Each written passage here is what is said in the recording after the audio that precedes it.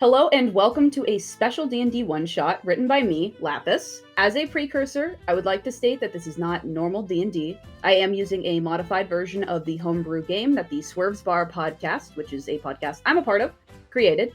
It's a simplified version of D&D, which makes introducing new players into the game much easier. Now, with that, players, are you ready to jump into Operation Execution? Sure am. But of course. Perfect, that's what I like to hear. All right, so we open on a scene of a lively tavern. Creatures of all shapes and sizes fill the cozy building. There are conversations and laughter filling the air. It's a safe haven for all, so it's unsurprising to find a mix of simple townsfolk, mysterious visitors with bounties on their heads, and even a slew of more heroic figures within its walls. Towards the back of the tavern sits three unique individuals. Mr. Puzzles, Mr. Weapons. As you settle into your booth, a small pink blob approaches. It has an orange bandana around its bulbous body and a reptilian-like tail protruding from behind it. Toomp gives a happy wag of said tail when he hops up onto the booth next to Weapons. The three of you had only just recently claimed a bounty on a rather slippery bat-like man, so you needed something to pass the time while waiting for your next mission. You all have worked together for a while now and are quite notorious amongst the common folk for causing chaos. However, to anyone willing to hire you, you have a wonderful reputation. Which is why it's unsurprising when one of the tavern's servers sets down a sealed envelope along with your order of food and drink. Some cloaked man came in and requested that I give this to you two. He left before I got a name. Players, would you mind going ahead and introducing yourselves and then telling us a little bit about the character you will be playing? Yeah, sure thing. I suppose I'll be going first. My name is Sebastian. I go by many names, but right now that's what I'm using. I will be playing Mr. Weapons. Mr. Weapons in this world, traveling mercenary. I have never played D&D before. I don't understand any of this. You're doing great. Basically just his regular old self in canon, aside from the design. Even though he is the guy that sort of takes charge on teams, having the most experience with puzzles, being a little new to this sort of lifestyle and being Toomp. Weapons kind of views himself as the leader, though he doesn't outwardly say it.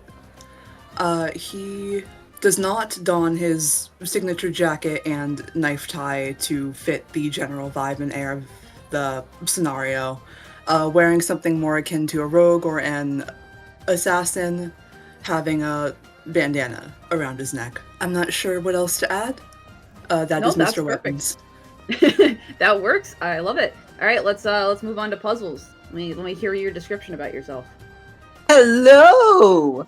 I am the magnificent Mr. Puzzles, a bard artificer. Or artificer. How do I pronounce that? Artificer. Artificer, thank you. I am a performer. I am the star of this show, though I guess, if you really wanted to say it, I guess Weapons makes it an okay co-star. But for those of you who know me, I am Evan, or Starteas, and I play Mr. Puzzles. I have played D&D before. I wrote for SMG4 and I don't know what I'm really doing. So, hello, goodbye. Beautiful, wonderful. What kind of outfit is your character wearing? Oh, yes, of course. He is wearing a very stereotypical bard outfit with a big hat and a big stupid feather with a star pin in the middle of it. He's wearing poofy pants, a dashing cape, and some boots that look like spats.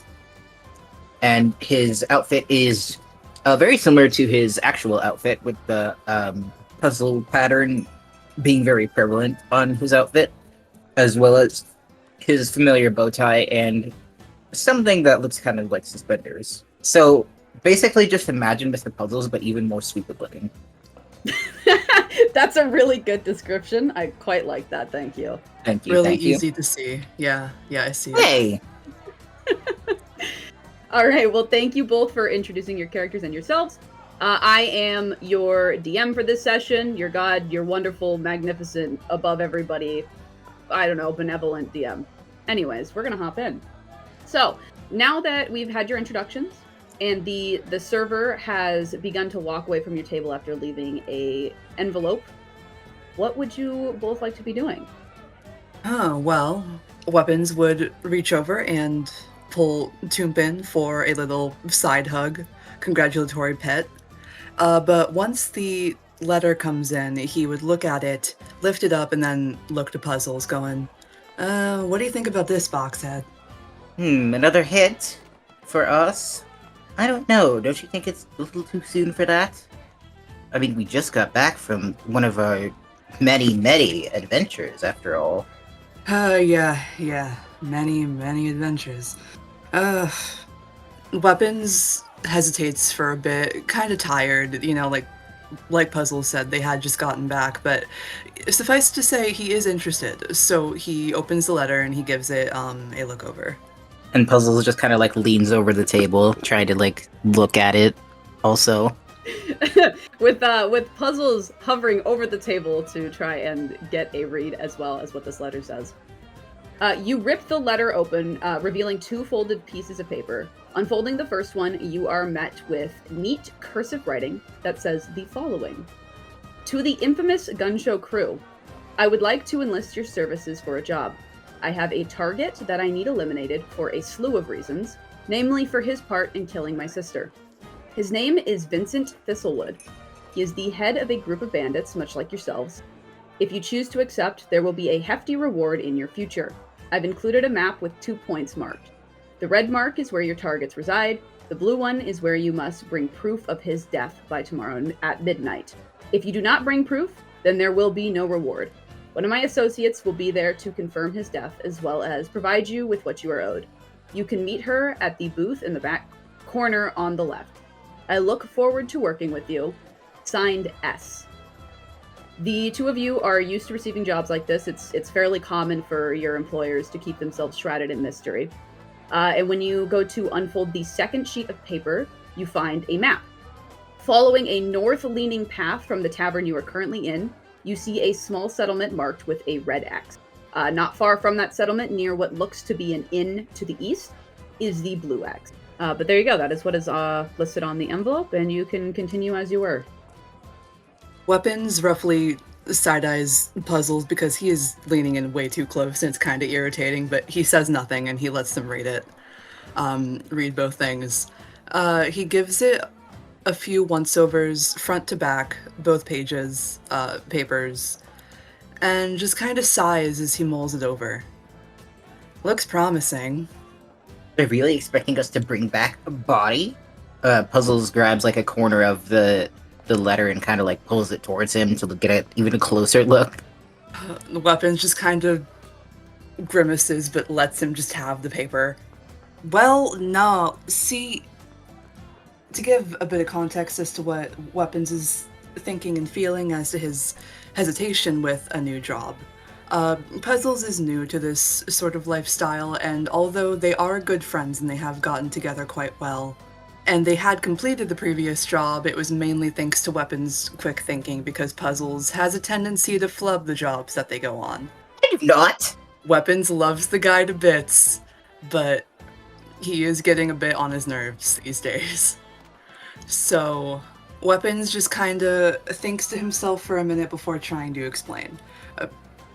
No, Box, see, don't gotta bring back a body, so much as maybe a head, maybe a limb.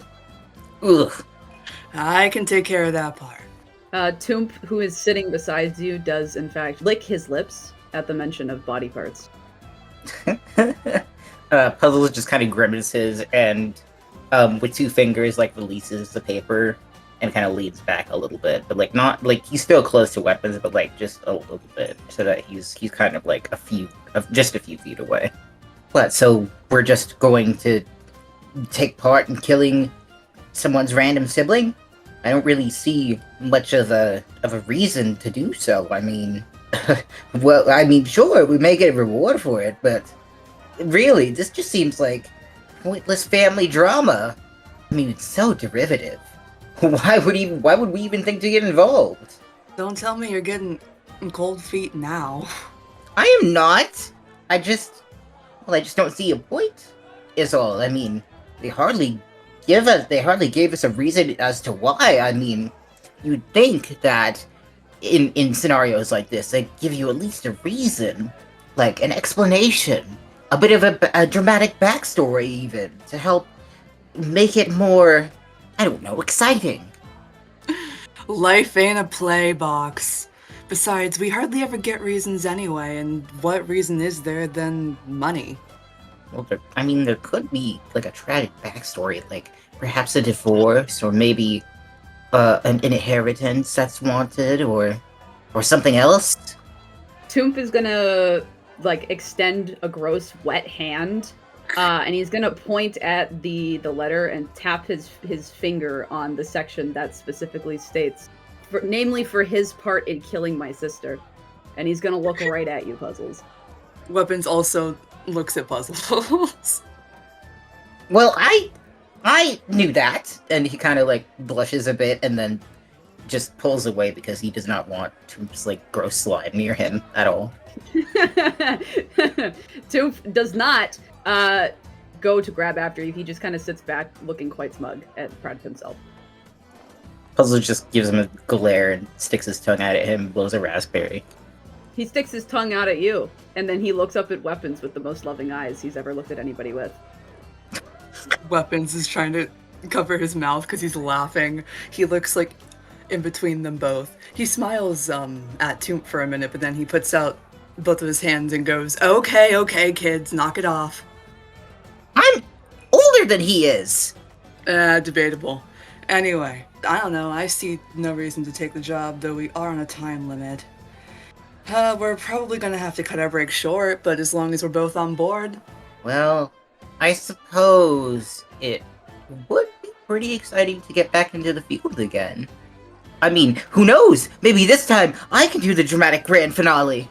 Weapons grimaces, but gives Puzzles a pat on the arm. Sure, pal.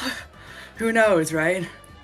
Yes, who knows indeed. And he kind of like puffs out his chest a little bit. All right, well, it sounds like you both are interested in taking on the job.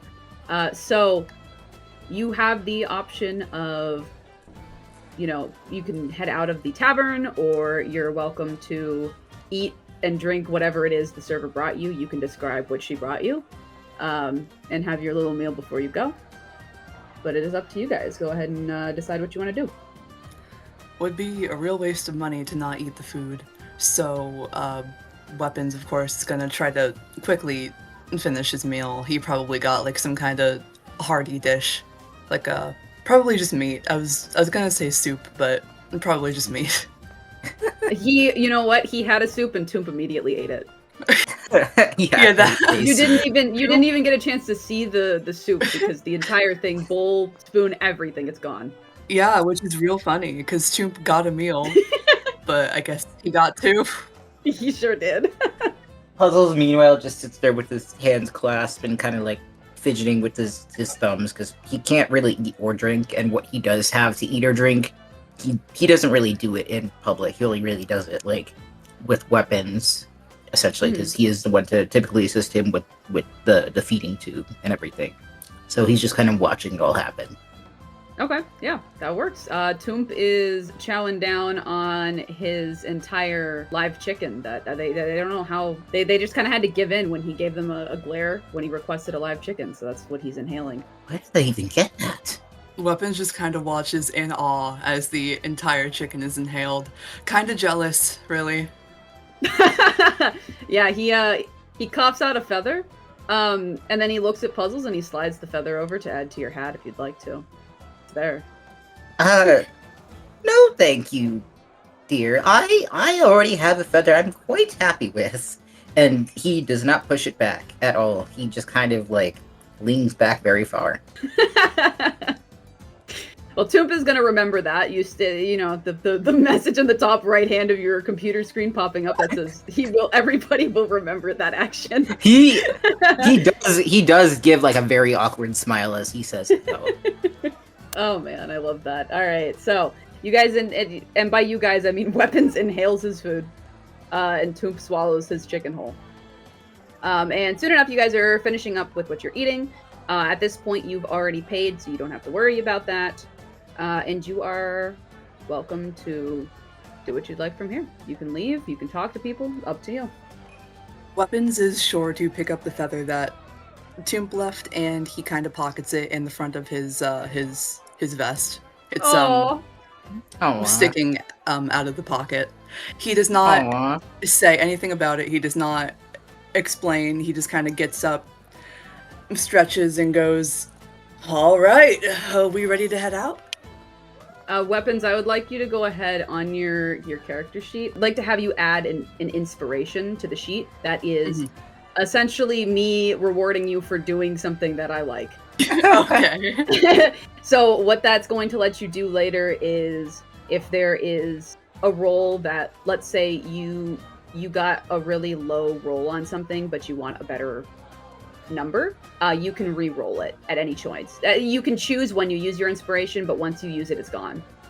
Got it. So add that, you get your inspiration, continue on as you were. Weapons probably wouldn't have too much interest in chatting with anybody. He just kind of grabbed the 2 papers, leave the mess of the letter there, and wait for his pals.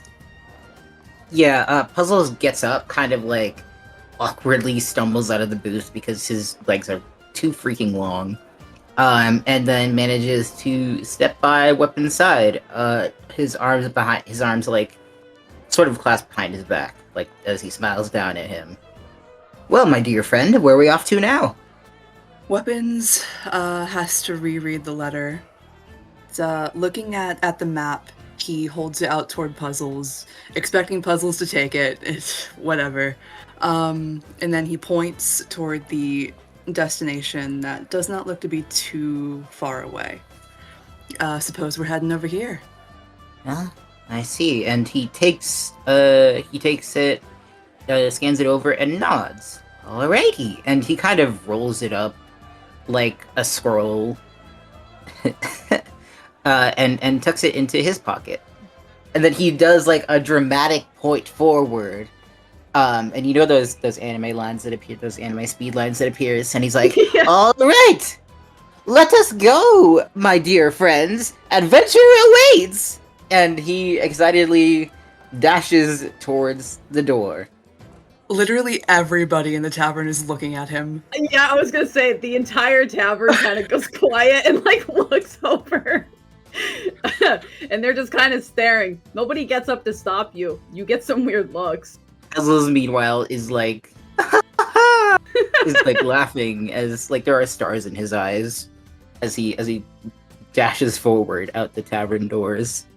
Weapons blushes really bad and looks around and pulls up his bandana to cover his mouth and like tries to hurry outside with it.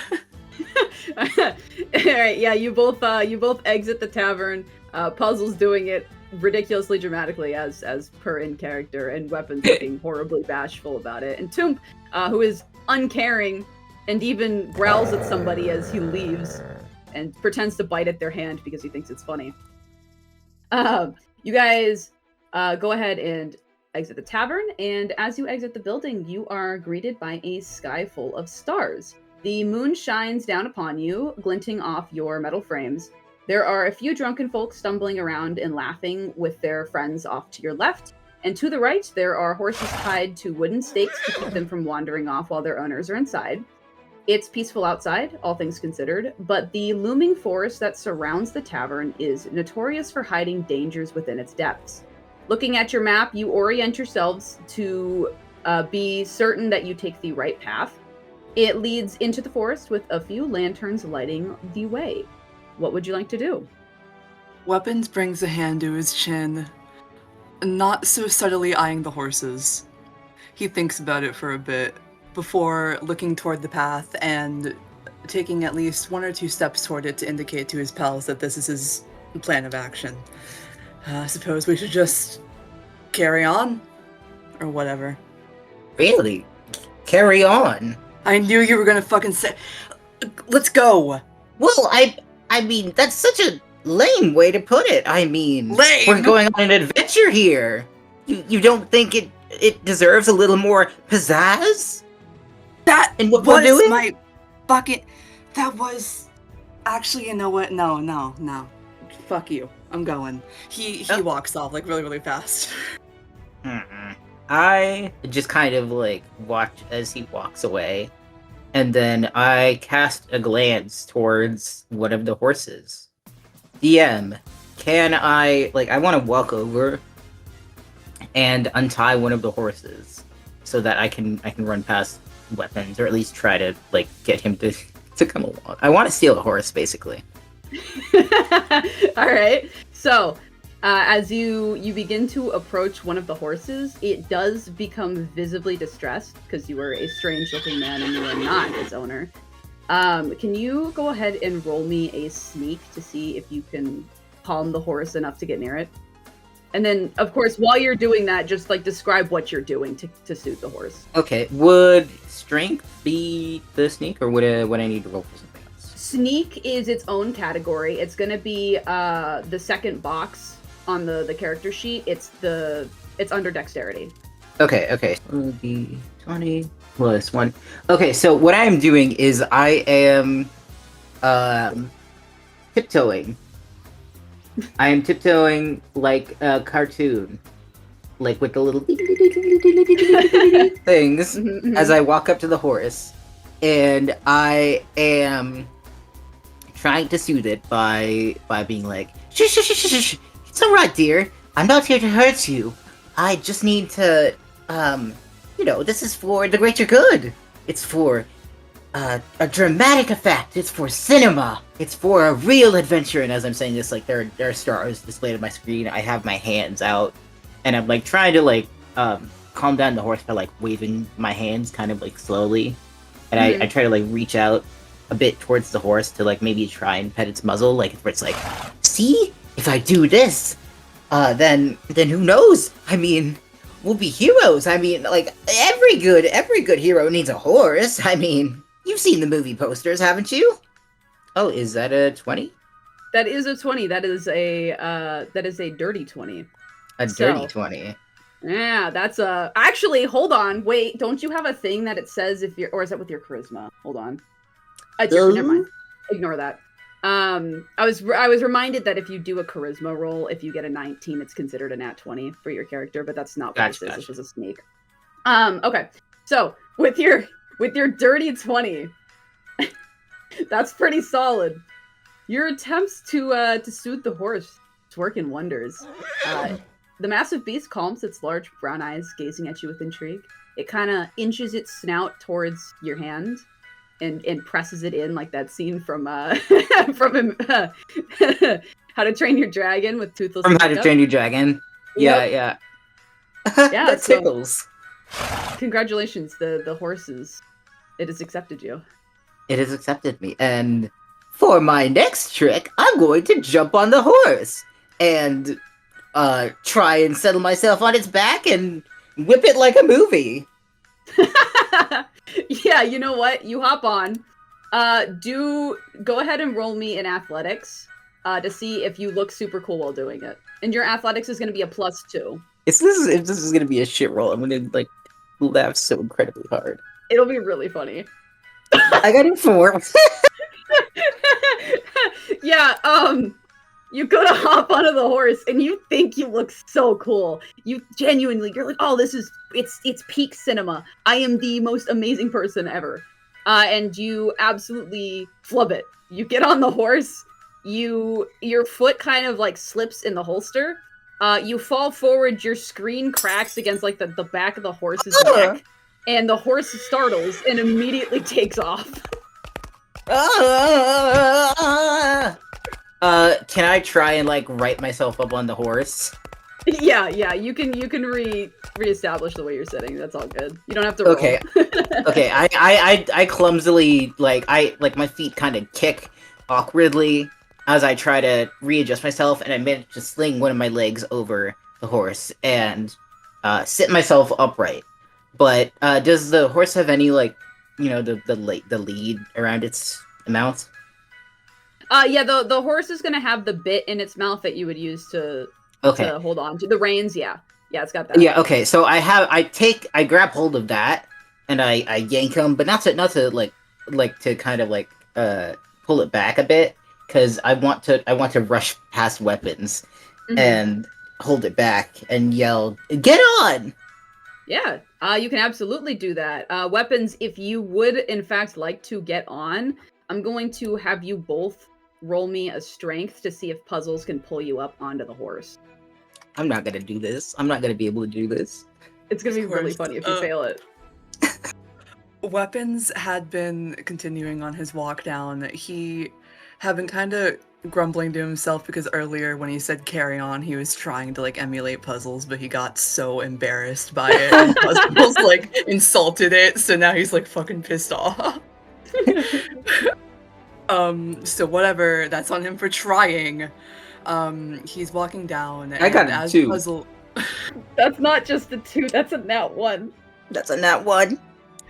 as Puzzles is doing all that bullshit with the horse, he is unaware of any of it up until he like starts to hear the horse, you know, like running at him, and he pauses and he's like the fuck is that? What? He turns around and he yelps like a fucking schoolgirl because oh my god, there's a horse and he thinks it's gonna hit him. And he just stares up at Puzzles as, you know, like the horse comes to somewhat of a pause there. And he's like, the fuck did you do? Why, I made our trip a little easier, weapons dear, and he extends his hand out towards him to try and pull him up. With your nat 1 puzzles, I don't even need weapons to roll, because the moment he goes to take your hand, he pulls you off the horse. Ah! Which works, because Weapons was not going to take his hand to, like, get on the horse. He's gonna take his hand to tug him off the fucking horse. Yeah, you fully, you pull him off, and, he's no longer on the horse, and the horse kind of gets spooked, and, like, takes a couple of steps forward and looks at both of you really, like, nervously, as though it's about to bolt. Ah! And I crash into Weapons, like, ooh! And I have to, like, sit up a bit, because, like, my hat is over my face, and I quickly, like, shove it up, before I push myself off of Weapons, and I try to, like, approach the horse, like, no, it's okay, it's me! It's me, Mr. Puzzles! The magnificent Mr. Puzzles! Hang on, we can make this work! I want to try, like, to approach the horse and get on it again. Okay, so, since the horse at this point has seen you, we're not going to have you roll a sneak. I'm actually going to have you roll a charisma. Okay. To see if you can, like, charm this horse into thinking that it'll be safe. Because at this point, this horse doesn't trust you. You cracked your head into its neck and then fell off. It doesn't like you very much. And then Weapons yelled. No, yeah, the horse doesn't like this situation. For your charisma roll, it'll be a d20 plus your charisma modifier, and your charisma is a +5. Okay. Oh my god. This is so fucking funny, man. Oh my god. It's pretty good. This is exactly what I was hoping was going to happen. A 6. Oh, it's not just the 6. That's a nat 1. That's It's a bad. nat 1. So, you try and talk to the horse. It, like, looks terrified. It starts shaking its head back and forth. And it... I have to reward the nat 1. I have to do something bad to you. The horse kind of, like, as you approach it again, it starts stepping back, and it spins around, and it starts bucking in your direction. Does it hit me? That's what we're gonna see. I'm gonna roll to hit you. Okay. Does a 19 hit your AC? Yeah, it's 12. Yeah, you got me. Yeah. Okay, go ahead. You'll be taking some damage. Let me roll your damage from the horse colliding with you. I do have, like, a request. Like, whatever you do, roll my damage. Yes. What is your request? I want, like, when the horse kicks me, I want to careen back into Weapons. Yeah, you know what? Absolutely. So you get 6 points of damage, which is the highest amount of damage that horse could have done to you, and I think that's hilarious. Yeah, I've got, like, 24 health now. Yeah, that's wonderful for you. Make sure you mark that down so you keep track of it. Would yeah, that the be horse health or current health? You can put it into your current health. Okay. Yeah, the max health is just like the total health you have in general, and then current Gotcha. health is, yeah. So the horse panics, It starts bucking, it kicks you, its hooves collide with your chest and sends you flying backwards into weapons. Meanwhile, Toomp is standing off to the side, and you hear him, like, cackling, because he thinks it's really funny. He finds it hilarious. I'm trying to do that scream as I careen back into weapons, and my legs are like sticking straight up towards the sky. And on my screen, I'm displaying like a dizzy face, and I'm just like, oh. The whole time that Puzzles had been trying to calm down the horse, Weapons had kind of leaned over to the side so he could get a better look at what the fuck is going on, and he had the most confused, horribly confused expression on his face. And when the horse, goes back to start to kick, he looks panicked, but he doesn't have enough time to try to take the blow or do anything but just catch Puzzles as he falls back, just going whoa, and then oh my fucking god, Puzzles is so much for making a grand entrance. What the hell did you expect? There was a reason why I didn't go for the horse, dumbass. Just seemed like something you would do is all. Weapons tries to help him kind of stand up a bit, watching the horse warily because he has no fucking clue what the horse is gonna do now, or if it's gonna leave. Yeah, the horse is going to run off. It's spooked. It doesn't like the fact that you two clunky metal guys decided we're gonna be idiots in its general vicinity. So don't include me in that. It does. It does dash off into the forest away from the tavern. So not only have you upset the horse and lost the horse, but now somebody's horse is just randomly running through the woods, and they're never gonna see it again. So congratulations, you've ruined someone's life. That is what we do. Well, Puzzles just kind of takes a second to regain his bearings before shaking his head back and forth, where he goes, well, there's always next time, as he turns and heads back towards where the remaining two horses are. You're going for another horse! Weapons grabs onto the back of his shirt and pulls him back. Oh, no. Where the hell do you think you're going? Well, I mean, what do you mean, where do you think I'm going? I'm trying to get us a ride!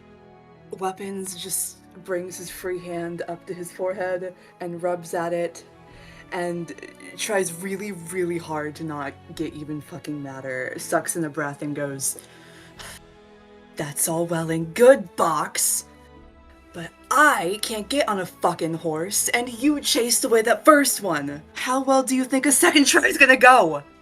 And he kind of thinks about it for a minute, there's a little loading circle appearing in the upper corner of his head.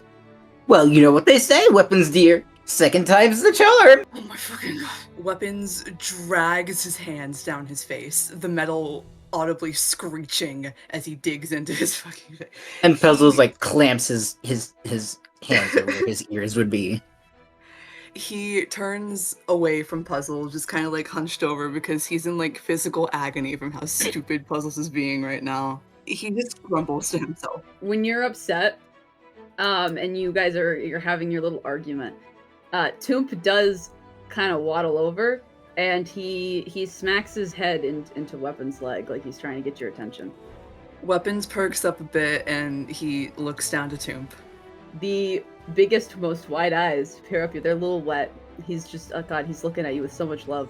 And he is going to go ahead and use one of his abilities.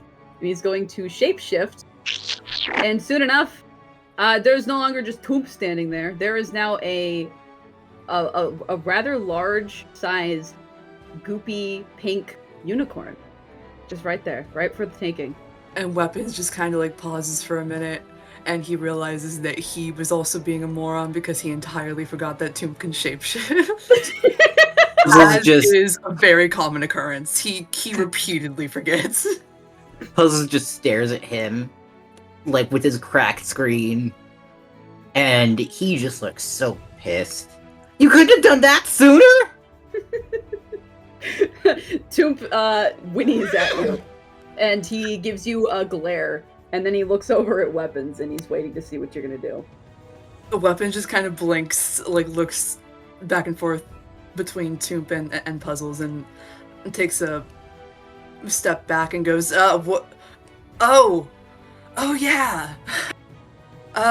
Good thinking, little, not so little, buddy.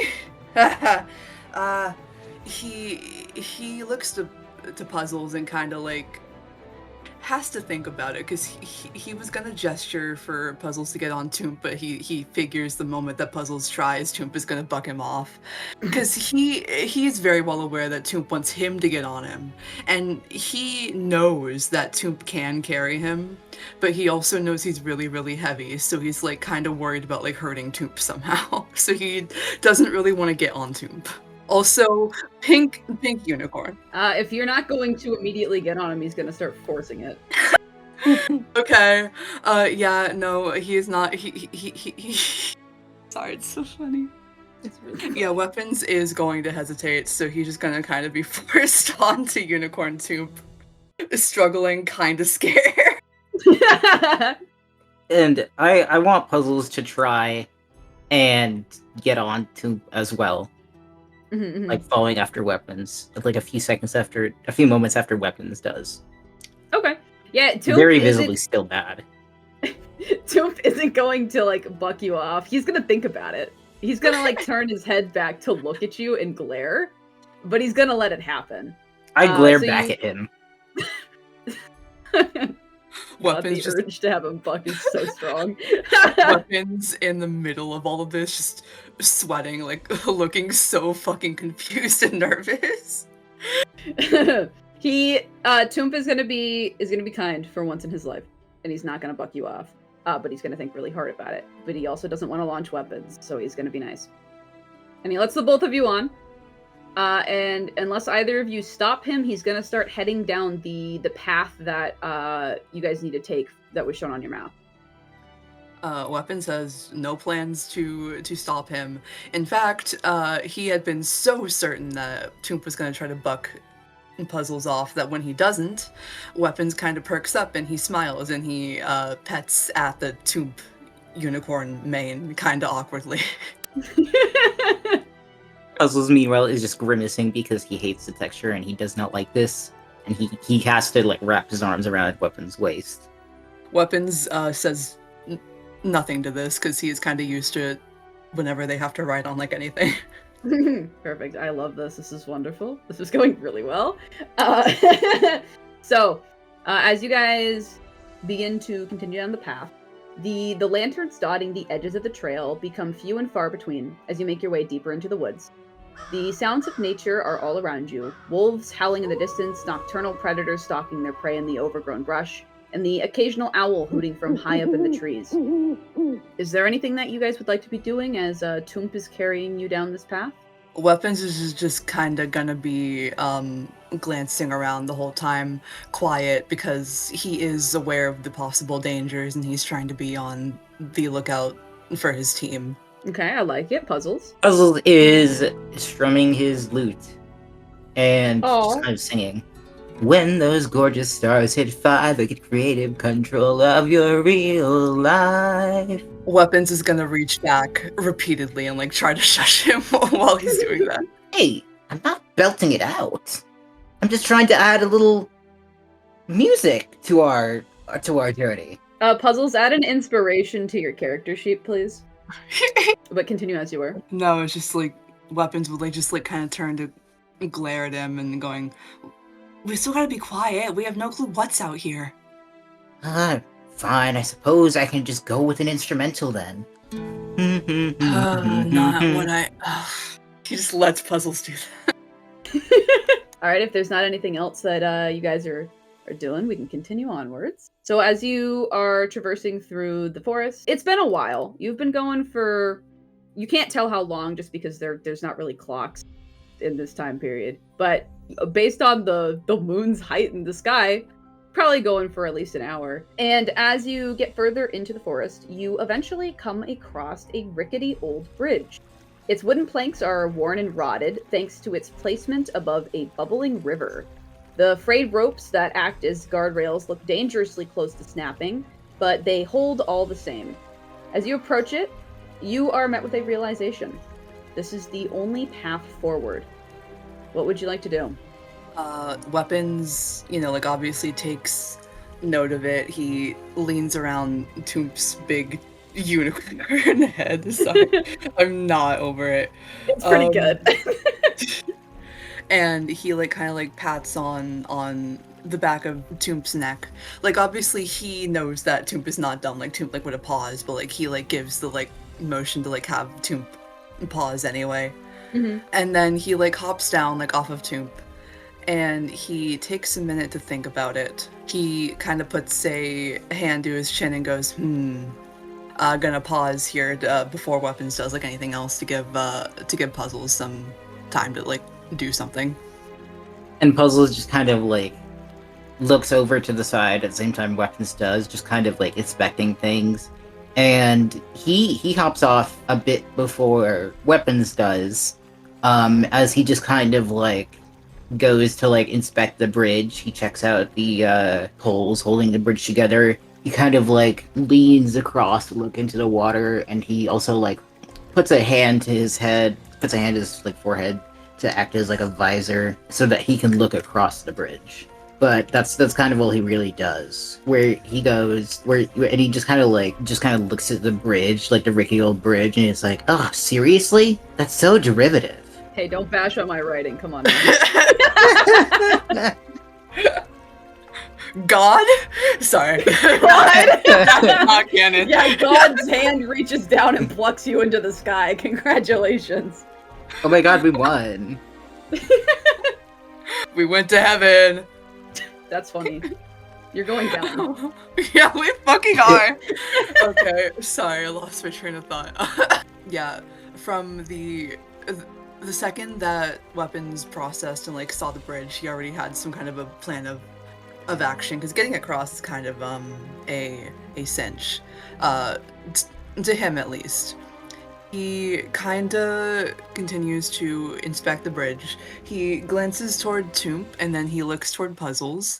He silently nods to himself before walking over, and without explaining or saying anything, he grabs Puzzles, picks him up, and tries to throw him over to the other side of the bridge. Oh my god, you're just gonna toss him? Yes. He is so sure that he can make it. He's very, very certain that Puzzles will be fine.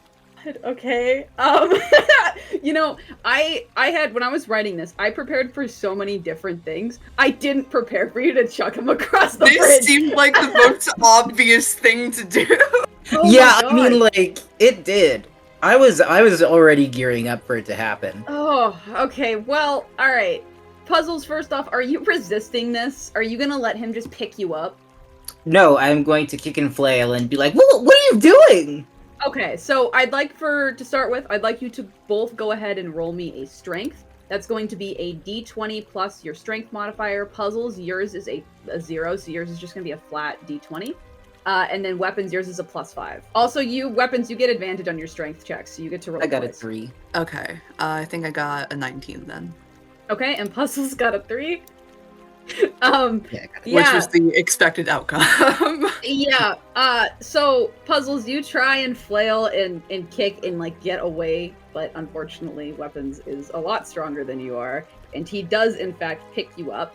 And I'm gonna have you guys both roll another thing for me. Weapons, go ahead and roll me another strength to see if you can chuck Puzzles. And then Puzzles, I'd like to have you roll me a dexterity to see if you can manage to angle yourself to land on the other side instead of falling into the water. No. 15. Okay. I got a 13. Okay. Well, Puzzles' roll is pretty high. Weapons, you didn't quite meet my number that I needed you to reach. So Puzzles, you get launched across the river, and Weapons doesn't quite throw you with enough oomph. So you do almost just barely, you're about to fall into the water, but because you're so long, you manage to reach your arms out and like grab the edge of the bank. So your lower half gets soggy and falls into the water, but your upper half is safely on the other side of the river. Yeah, that's cold! And I immediately try to scramble up onto the bank. I am so mad. I am stamping my feet. I am flailing around. I am holding out my beautiful cape that is now soggy. I'm holding out my clothes. These were designer! You metal-headed brute! You big lug! You barrel-headed moron! You tin can travesty! I am stamping around. I am pissed. There was steam coming from my vents. I am. I'm sorry. Yeah, go on. I'm letting him have it. Yeah, and can I just say, like, such a funny gag I was thinking about.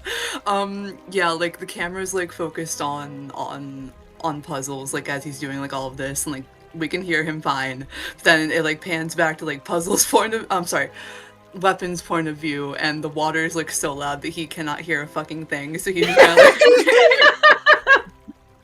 he is smiling so nicely because he thinks that he did like a nice thing, that he was being kind and like helping, and he like smiles and like gives a thumbs up. Can I shoot a bolt of lightning at Weapon's neck? Yeah, go ahead and start with rolling to hit. So yours is going to be a d20 plus your dex to hit, Okay. which is a +1. So a d20 +1. That's a 5.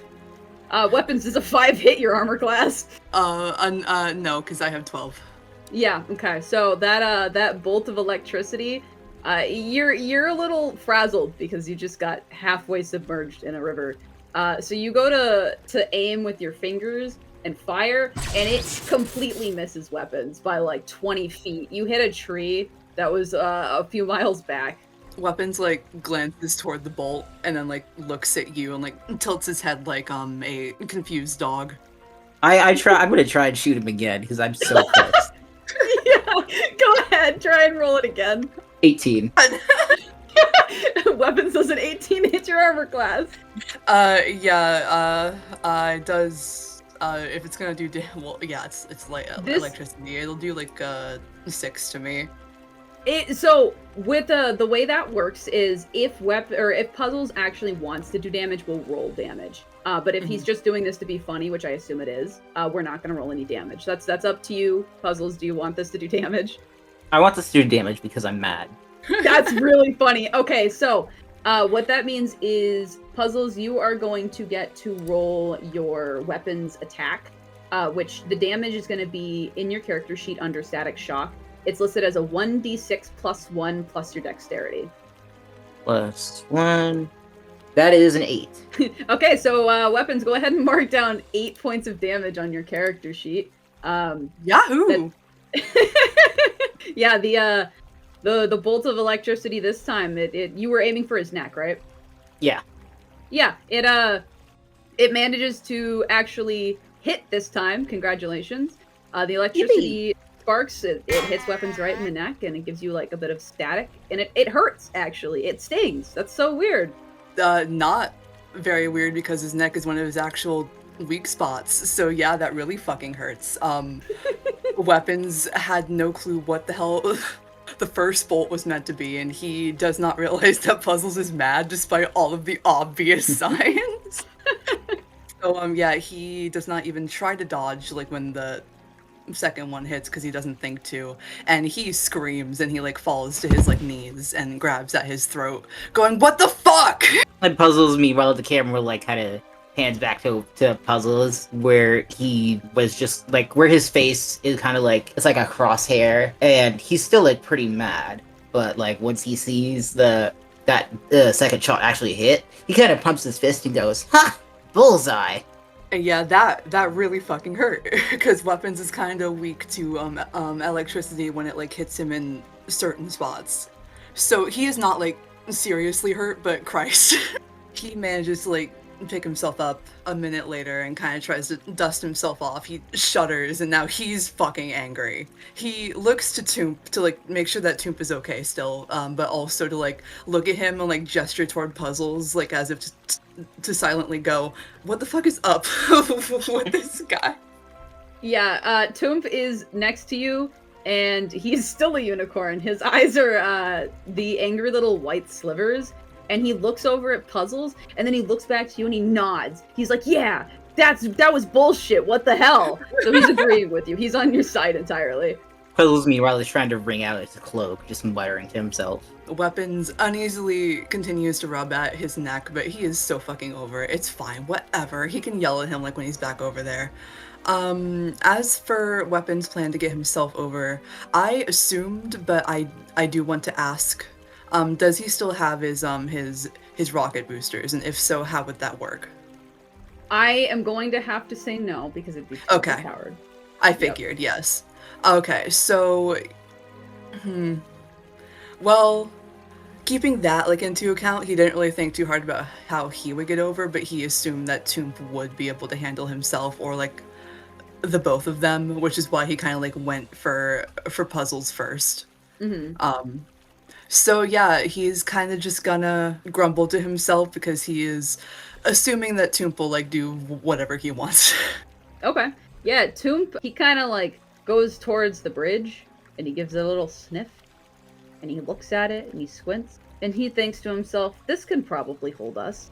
And he's going to nod for Weapons to see if he wants to go on the bridge. Weapons is going to watch Toomp a little warily, worried about Toomp, you know, getting on the bridge. He eyes it a bit, and he kind of picks up on what Toomp is trying to put down, and he kind of nods toward Toomp, but he goes, maybe it could hold you, pal, but I think with my added weight, it's sure to break.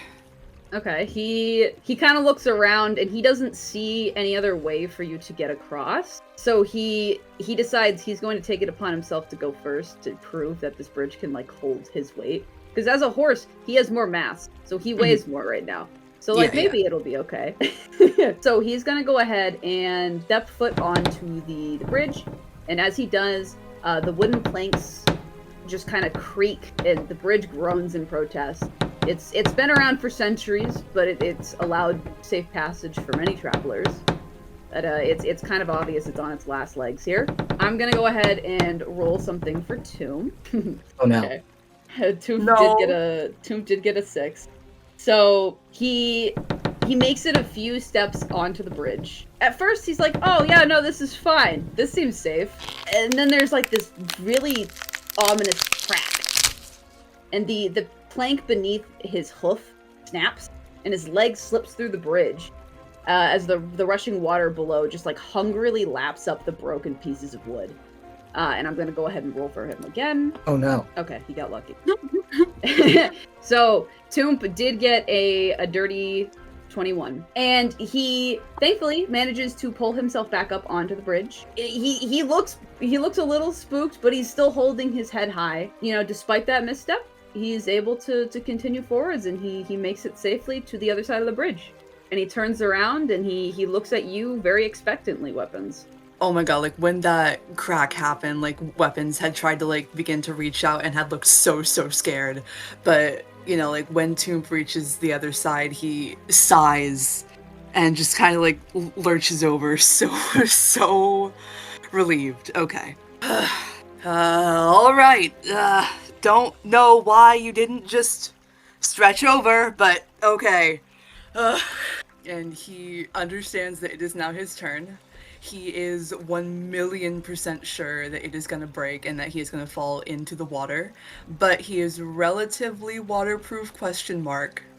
So if he is able to, you know, not be in the water for too long, or he doesn't stay submerged for forever, he thinks that he will be okay. It will be a detour, but it's one that they kind of have to take, he is seeing. At least it adds for dramatic effect. Yeah, it does. Shut up, though. This is what I deal with every day. Knowing his fate, he tries to smile at his friends, and takes a few steps onto the bridge. Go ahead and roll me an athletics check. So a d20, and you don't actually have any pluses in your athletics, so it's a flat d20. Yep, that's what I thought. Let me do that. We're so fucked, dude. Oh, I could not have done it worse. No, you could have. It could have been a nat 1, and that would have been really bad. But you Oh yeah, got a 2. it was so much better. This is a lot better than a nat 1, because if it had been a nat 1, you would have immediately sunk. So. Yeah, okay, fine. So you go to step onto this rickety bridge, and you step over the plank where Toomp's foot had fallen through. But the moment that your foot lands on the next plank, it cracks, and your leg now goes and falls into the gap. And the water kind of is like sloshing beneath you, and you fall forwards. Go ahead and roll me another athletics, this time with disadvantage. Okay, so what is oh yeah, so twice, but then Mm-hmm. We're gonna take the lower number. I take the lower. Okay, got it. I get a 6. Okay. Well. I don't like that. You attempt to pull yourself back up like you saw Toomp did, but your weight is just way too much for the old bridge. In fact, your struggling is making it worse. The rope keeping the bridge just snapped, and time seems to freeze as you were plunged into the freezing river. Water immediately swells around your frame, its shapeless form gripping and clawing at every inch of you. Go ahead and roll me a strength to see if you can keep your head above the water. Got it, yeah, and I just want to say, like, the moment that it snaps, the weapon just kind of makes a face of acceptance going, yeah, yep, okay, yeah, and then he, like, falls in. Yeah, Meanwhile- Puzzles, what's your reaction to this? Puzzles, like, it has been wringing out his cloak this whole time, but he did kind of, like, snap his head up at the sign of the snapping for Toomp. And he tried to play it off as, like, nonchalant, but the moment he sees, like, weapons plunge into the water, he immediately goes, "Weapons!" And then tries to, like, dive forward to at least grab him. To like, try and grab his arm. Okay, he's definitely way too far away for you to be able to do anything. But Toomp does the same. He's also kind of like surging forward as though he can help, but there's no way you guys can reach him. He only had gotten a couple steps into the bridge. Right. Here's my strength. Got a 14. Oh wait, do I do advantage? No, I don't. No, yeah, this would be with disadvantage, so it's just a normal roll for you. Oh, okay. Okay, got it.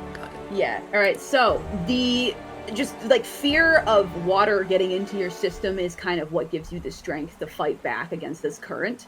And you are able to keep your head above the waves, despite the fact that it's like pulling and trying to yank you underneath the surface. It's kind of hard for you to orient where you're at. You can't figure out if the land in front of you is where Puzzles was at or if it's where you came from. So go ahead, roll me a perception with disadvantage. We're going to see if you can find which shore it is that you're trying to get to. I don't know what my perception is, so is it just like... Your perception's a +1. Okay, got it. +1 with disadvantage, so 17. Okay, actually that's really good still. Rest in peace to the nat 20. That was the first one of the session, and we can't use it. Really fucking funny that I get it now. I know, yeah, that's how it goes. Kind of like symbolic of the hope of trying to like fucking live. Yeah, It really is, yeah. So you, with your 17, you're able to figure out, like, orient yourself and figure out which shore Puzzles was on. You're able to spot Puzzles and Toomp, like, very worriedly looking into the water, and you'll be able to start heading that direction. I'd like for you to roll me an athletics with disadvantage, and then if you do good, we'll get you out of the water, and if you don't, well, then we're gonna do something else. I don't like that. I do not have anything for athletics, and you said for disadvantage, right? So Yep. Okay, got it. I'll do this. We're so fucked. We're so I got a 2. Okay, well, because you're a little freaked out as water is trying to make its way into your systems. Go ahead and you'll still be able to get towards the other side, but roll me a d4 for damage, because water is going to start sloshing into your internals. It's going to get into like little gaps in your armor. So you're going to roll me a d4, and we're going to see Like however much that is going to be damage that you take. Got a 3. Okay, yeah. Mark a 3 down on your character sheet, and I will be so nice. You manage to reach the edge of the bank and begin trying to pull yourself out of the water. At this point, Toomp is also going to run over. And Puzzles, you can help out if you'd like to. Yeah, of course I'm going to help. I'm going to rush over and like yank at his arm as best as I can.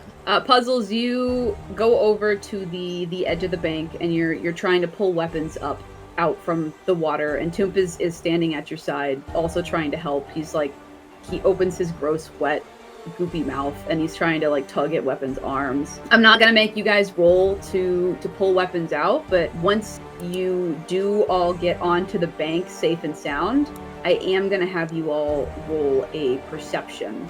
Oh wait, so do we roll for perception or do we wait? You can go ahead and roll it now, because you're gonna roll regardless, but you can also like do your interactions now that you've gotten out of the river. A quick question first before we do that. Is a perception like what It's a D20. die is that? Okay, it's Yep, your perception. D20 plus. It's in dexterity, right? Perception. Plus So 1. your perception puzzles is 2, weapons yours is a 1. Yeah, like oh my god, like weapons is like grasping at the bank, like trying to like also pull himself up. He is struggling to take in some breaths, and he's coughing and like hacking, and he expected this, but that doesn't mean that it doesn't fucking suck. Puzzles, meanwhile, is just kind of like digging his feet into the dirt, like leaving like muddy tracks, muddy scrape lines behind as he's trying to yank him up with all his strength, like literally shaking. It's like, come on. Yeah, you managed to pull weapons up out of the water and onto the bank fully. And Toomp was initially helping, but he does kind of seem to get distracted, and he lets go of weapons once he realizes that you're taking care of the problem, Puzzles, and he kind of turns around and he's looking at your surroundings. He rolled a 19 for his perception. What did you guys get for yours? I got a 11. Okay. And then weapons, what was your perception that you rolled? 12. Okay, perfect. All right, you guys can you can continue on with your interaction. I collapse backwards onto the bank while Weapons is climbing back up, and I'm just panting. Weapons tries to sit up a bit, bringing a hand to his mouth as he keeps coughing up bits of water. Despite the scare and despite being exhausted, he finds that he is not nearly as tired or as injured as he thought that he would be. There is quite a bit of water within his like little ports, and he swallowed quite a bit. So he will be sparking a bit and kind of having some issues with standing, but otherwise he should make a full recovery in a bit if he has some time to rest. He does, however, spot Toomp pulling away, and he sees Toomp looking around, and though he is out of it, he does also try to glance around himself, though he's not fully taking in like what he is seeing. Mm-hmm. Okay, yeah, weapons and puzzles, you guys, you're not really noticing anything out of the usual. I think your weapons, like you said, you're a bit too out of it. Puzzles, you're busy trying to recover from yanking weapons out of the river. Toomp, though, he looks like kind of on edge, and he's looking around back and forth at like the brush, trying to spot something, but he doesn't really do anything aside from that. He's looking, and he's clearly on edge. Mm-hmm. And Puzzle just kind of like shoots him like a bit of a glare, and just like, and what do you think you're doing? As he kind of like pushes himself back into like sitting position, taking a few more deep breaths before trying to make his way over to Weapons and just check him over, see if he's all right. Sort of like hovering over him, like anxiously. Weapons, what are you doing? Weapons takes another second to himself. He looks at Toomp a bit worriedly, because even though he's, like not fully processing the situation, he is aware enough to know that Toomp is acting off, though he is unable to detect anything or see anything, so his main focus is just trying to properly stand up. His legs shake a bit, and he instinctively grabs on to Puzzles to try and steady himself. But otherwise, he's just kind of trying to catch his breath for a second before clearing his throat and going, "Is everything okay? Is everything okay? Are you okay? You almost got swept away by the current." Yeah, but that was to be expected. There is no fucking way I was gonna get across that bridge. Well, what? How did you? Oh, and you thought I would make it after you threw me across? Yes. And Poser just kind of has to take a moment to just think about it for a minute. Well, you're lucky I didn't go in there with you. He just kind of like holds up his wet clothes. You're fine, Box. Fine? Look at my designer clothes! They're soaked! Weapon just looks him over and he snorts a bit. Shut up!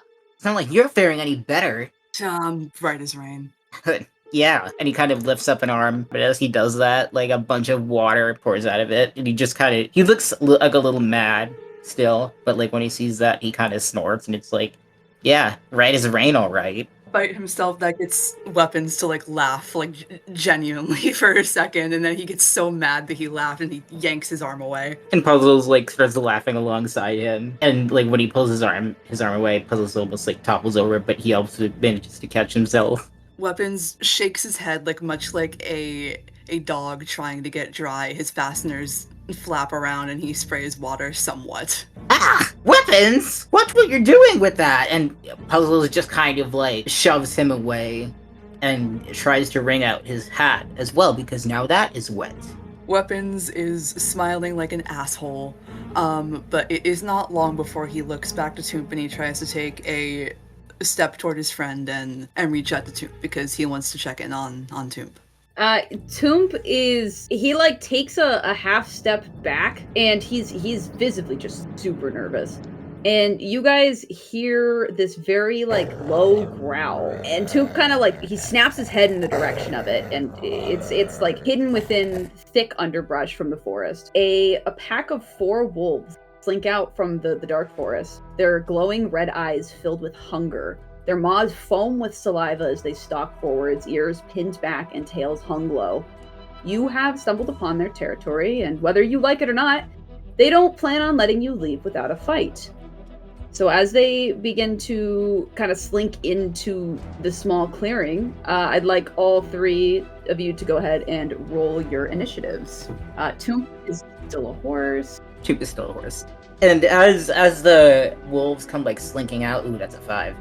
As the wolves come slinking out, Puzzles, like who's in the middle of wringing out his hat, like immediately stops and freezes up. Like once he sees the wolves, he is completely still, aside from like his hands shaking. His eyes are stuck onto the wolves, and his breathing gets a little bit hard. And Weapons, the moment that Toomp's head had turned toward the wolves, so did Weapons. And the moment that he processes, what's happening and he sees the wolves, he just kind of grits his teeth and groans, ugh, not a fucking fight already. And he gets some in front of Toomp and Puzzles and gets ready to fight. For our initiative rolls, we got Puzzles had a 5, Toomp had a 14, Weapons got a 9, and the wolves got a 4. So that's going to be our turn order, which essentially means that Toomp is going to go first. Once Toomp's turn is done, it's going to go to Weapons. Puzzles, you will go after Weapons, and then the wolves are going to go last. So we are now officially in initiative order, which means we're in combat. And let's see, since Toomp is going to go first, Weapons, you did step in front of Toomp, but he is going to go ahead and step off to your side. And he's going to use one of his abilities as a unicorn, because that's the shape he's still in. We're going to see if it hits. Let me just read the ability real quick. So he's going to angle his unicorn horn in the direction of the pack of wolves. And he's going to use what is called Elemental Cannon, which is going to allow him to make a dexterity ability check against the targets within an 80-foot radius. On a hit, the target will take 3d6 elemental damage. So that's more for the listeners than for you guys. But I'm going to go ahead and roll to see if I can hit these guys. He got a 16, which, yes, a 16 is going to hit one of the wolves. So let me roll his damage, which is going to be 3d6 elemental damage. Whew. Okay, immediately, Toomp comes right out of the gate and he hits one of the wolves with like a blast of energy from his unicorn horn. And the wolf like almost instantly collapses. It's still breathing, but it's not doing well. So that's going to be his turn. We will go ahead and move on. Weapons, it's your turn, so you can do whatever you'd like.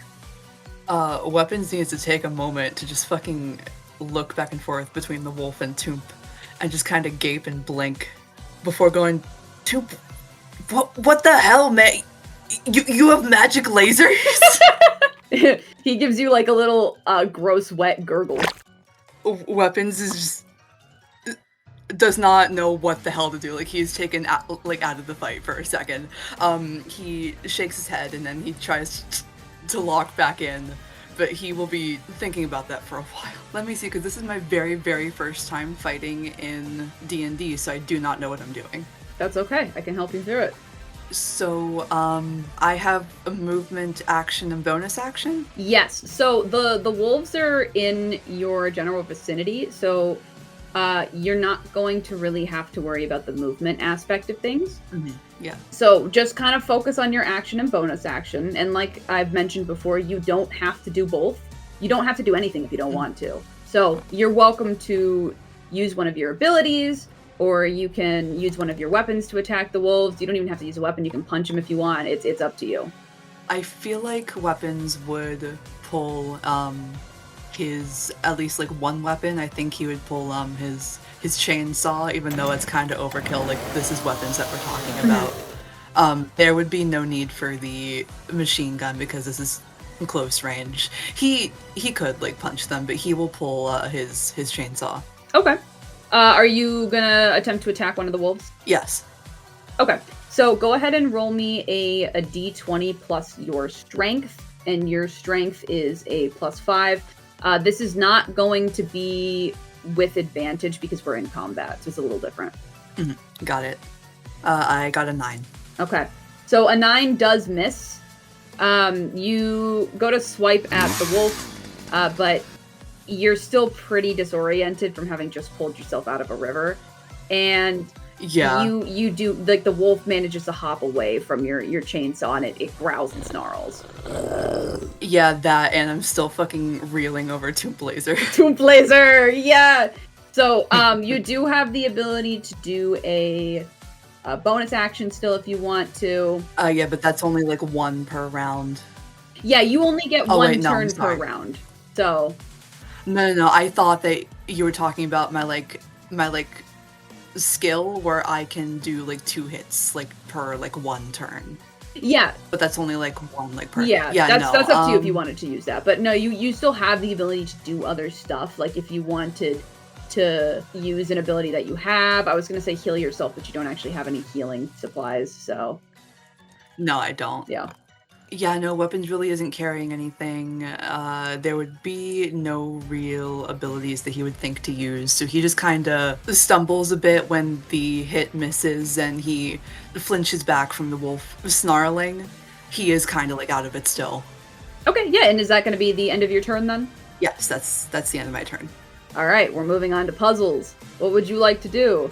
I would like to do a counter frequency. Ooh, okay. Where I emit a piercing loud sound.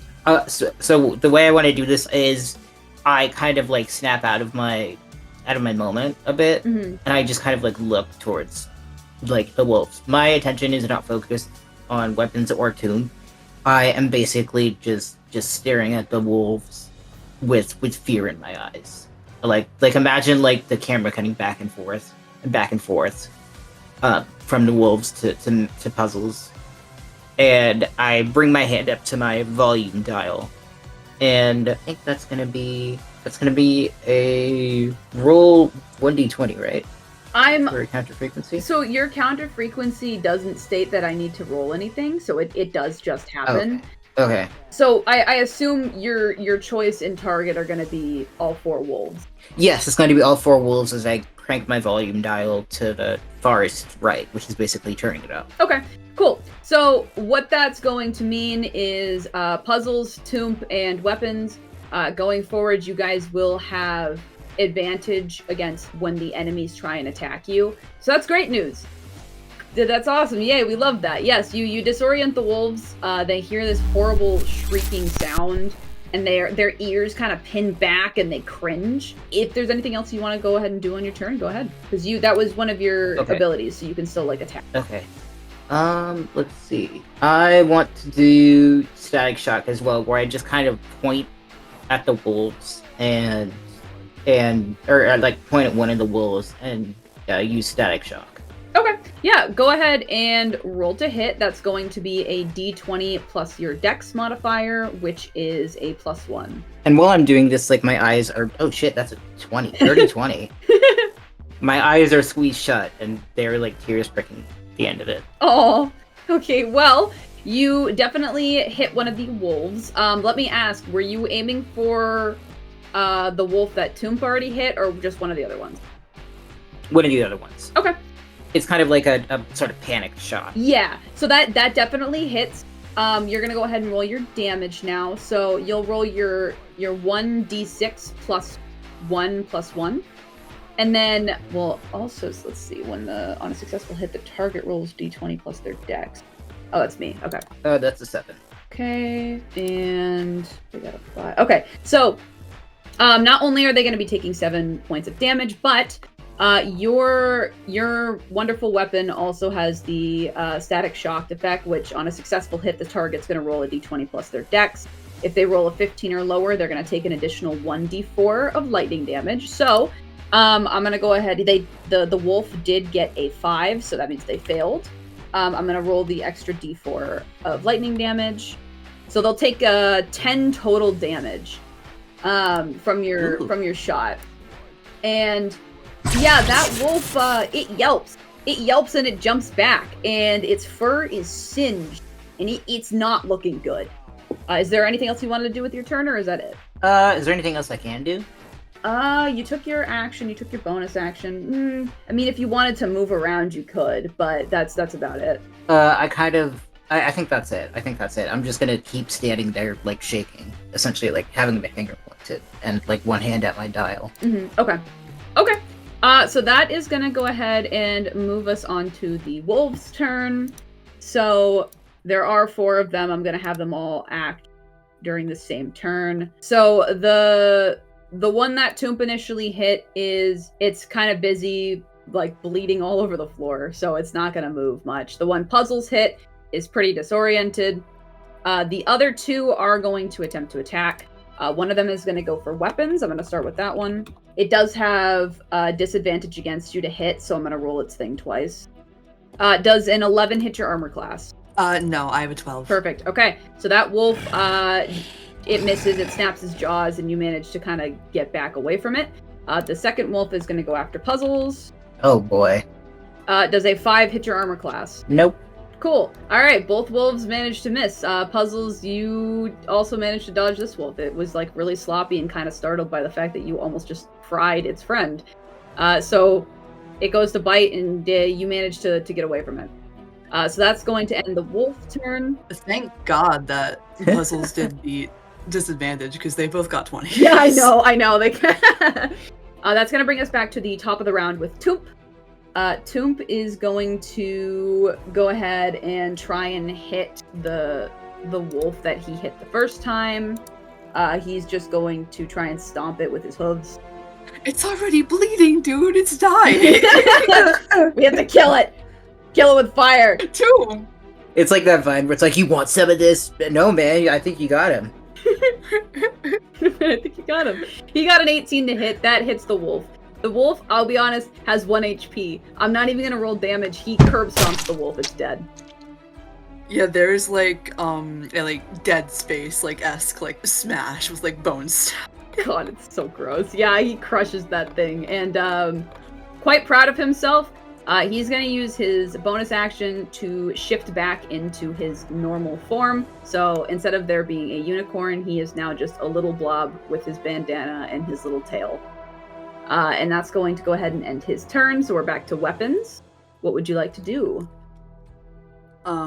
Seeing Toomp take down the wolf, he gives Toomp a little fist pump, and he smiles at him for a little morale boost, and then he goes back to trying to focus to fight. Let's see. Okay, so we got one wolf fucking obliterated. Yeah. One singed. He will try to go for the wolf that tried to hit him the last round. Okay. He will go ahead with his chainsaw again. Okay, go ahead and That roll is the just hit. a flat, right? It's gonna be plus your strength. Plus my strength. Yep, so a 5. Yeah. I got a 12. That actually, yes, that just barely hits. Okay, you can go ahead and roll your chainsaw damage, which is going to be a D8 plus 5. 11. Yeah, you did 11 damage to that wolf. Yeah, your chainsaw, you swing it towards this wolf, and the blade of it like digs into the wolf's pelt, and blood just splatters from the thing. It's screaming, yelping, and like trying to squirm away from you, and it hops back, and it looks like it's about to fall over, but it's still up. Nice. Is there anything else you'd like to do with your turn? Weapons takes a step back, and he smirks, like so happy to finally get some kind of a hit on the thing. He is just gonna take a second to regather his bearings. That will be the end of his turn. Okay. All right, that moves us on to puzzles. Right. I am still standing with my eyes shut and my finger shaking. Like, I still have a hand on my dial. And I haven't, like, I did manage to, like, stumble back when the wolf tried to attack me. But otherwise, I've just been kind of, like, a bit, like, frozen, essentially. Mm-hmm.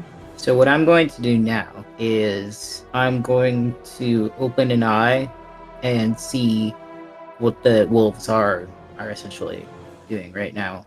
Mm-hmm. What are the wolves doing right now? Like like you've got 2 wolves down, 2 wolves up, right? You've got 1 wolf down, 2 wolves that look like they're about to cease to exist if like air blows on them, and 1 wolf just like normal growling. So there's 3 wolves still up, and 2 of them just look super beat up. Okay. I am going to use mind control on the wolf that is last still standing. Okay. All right, can you read the description for me? Choose a person within 100 feet radius that you can see. They must roll 1d20 plus their wisdom modifier. If they roll less than 10 plus your wisdom modifier, your mind control can't be mind controlled by you for 24 hours. You may use this ability 3 times per long rest. Okay, yeah, so essentially, if they roll 10 plus your wisdom, which is 10 plus your wisdom modifier is going to be an 11. So if they roll less than 11, they are going to be controlled. Anything above an 11 is going to mean that they manage to like shake off your mind control, and it's not going to do anything. Okay, so I'm going to roll. Okay, so it hits 1 person, right? Just 1? Yeah, it's essentially. It's going to hit 1 person. So Okay. I'm going to roll the d20 plus the wolf's wisdom, which is a plus 0. Okay, so the wolf did get a 17, which means it's resisting your mind control. Okay. So you attempt to, and you stare really, really hard at the wolf, and it just blinks at you. Puzzle's just so panicked. He can't do it right. You can't do it right. Yeah, exactly. Wolf too scary. Wolf too scary. Is Wolf too scary. there anything else you wanted to try for your turn? You can still attack. Yeah, I am going to try and do static shock again. Okay, yeah, go ahead and roll to hit. It's going to be a d20 plus 1 for you. Oh, 21. Oh, that's a Nice. nat 20, which means That's a nat 20. That's great. You're going to be able to do you're going to roll your damage, and then we're going to multiply it by 2. So go ahead, and that absolutely hits. Roll a 1d6 plus 1 plus 1, so 1d6 plus 2. 8. Okay. So when we add on to that, that's going to do 16 damage. I don't even need to roll for the static shock effect, because that immediately eviscerates the wolf. It's dead. It Can I describe? Yeah, go ahead. So what I do is like I kind of like my finger. What my finger does is it pulls back a bit. You know, when you're pulling the trigger of a gun. But it starts sparking. Energy starts flowing from it. Like little crackles of electricity can be seen flowing from it. And with a heart, like I bring my finger back. I bring my arm back, and with a shrill yelp, I point it my finger towards the wolf, like with my eyes closed shut, and I like basically shoot out a bolt of electricity right directly at the wolf. Yeah, and it absolutely hits, and that wolf instantly starts convulsing with electricity, and the rancid smell of burnt flesh and singed fur is like thick in the air now. And that wolf collapses to the floor and is dead. So that does leave 2 wolves still up, but both very, very injured. Puzzles, is that the end of your turn? Can I do anything else? The only other thing that I would allow for you to do aside from moving is if you wanted to, you could use one of the potions of healing in your inventory on either yourself or weapons or Toomp. Okay, I'm going to use one of the potions of healing on weapons, and I kind of just like, I throw it at him. I just go, weapons! And I toss it to him. Okay. Yeah, and like all frantic. go ahead, weapons, what were you gonna say? I was gonna say it earlier, but I will say it now because I didn't want to like interrupt Puzzle's turn, and I wasn't sure if I was able to give like character bits like when it was not my turn. But you know, like when that wolf is fucking eviscerated, like Weapons is like gonna like reel back and like look toward Puzzles for the first time during, you know, like when the fight started, and then he'll like look back and forth like in between like the wolf and Puzzles and just kind of go, good going, pal, just laughing because that was so fucking funny to him. But when the potion is thrown toward him, he is still kind of out of it and like still reeling from both Toomp laser and then Puzzles laser.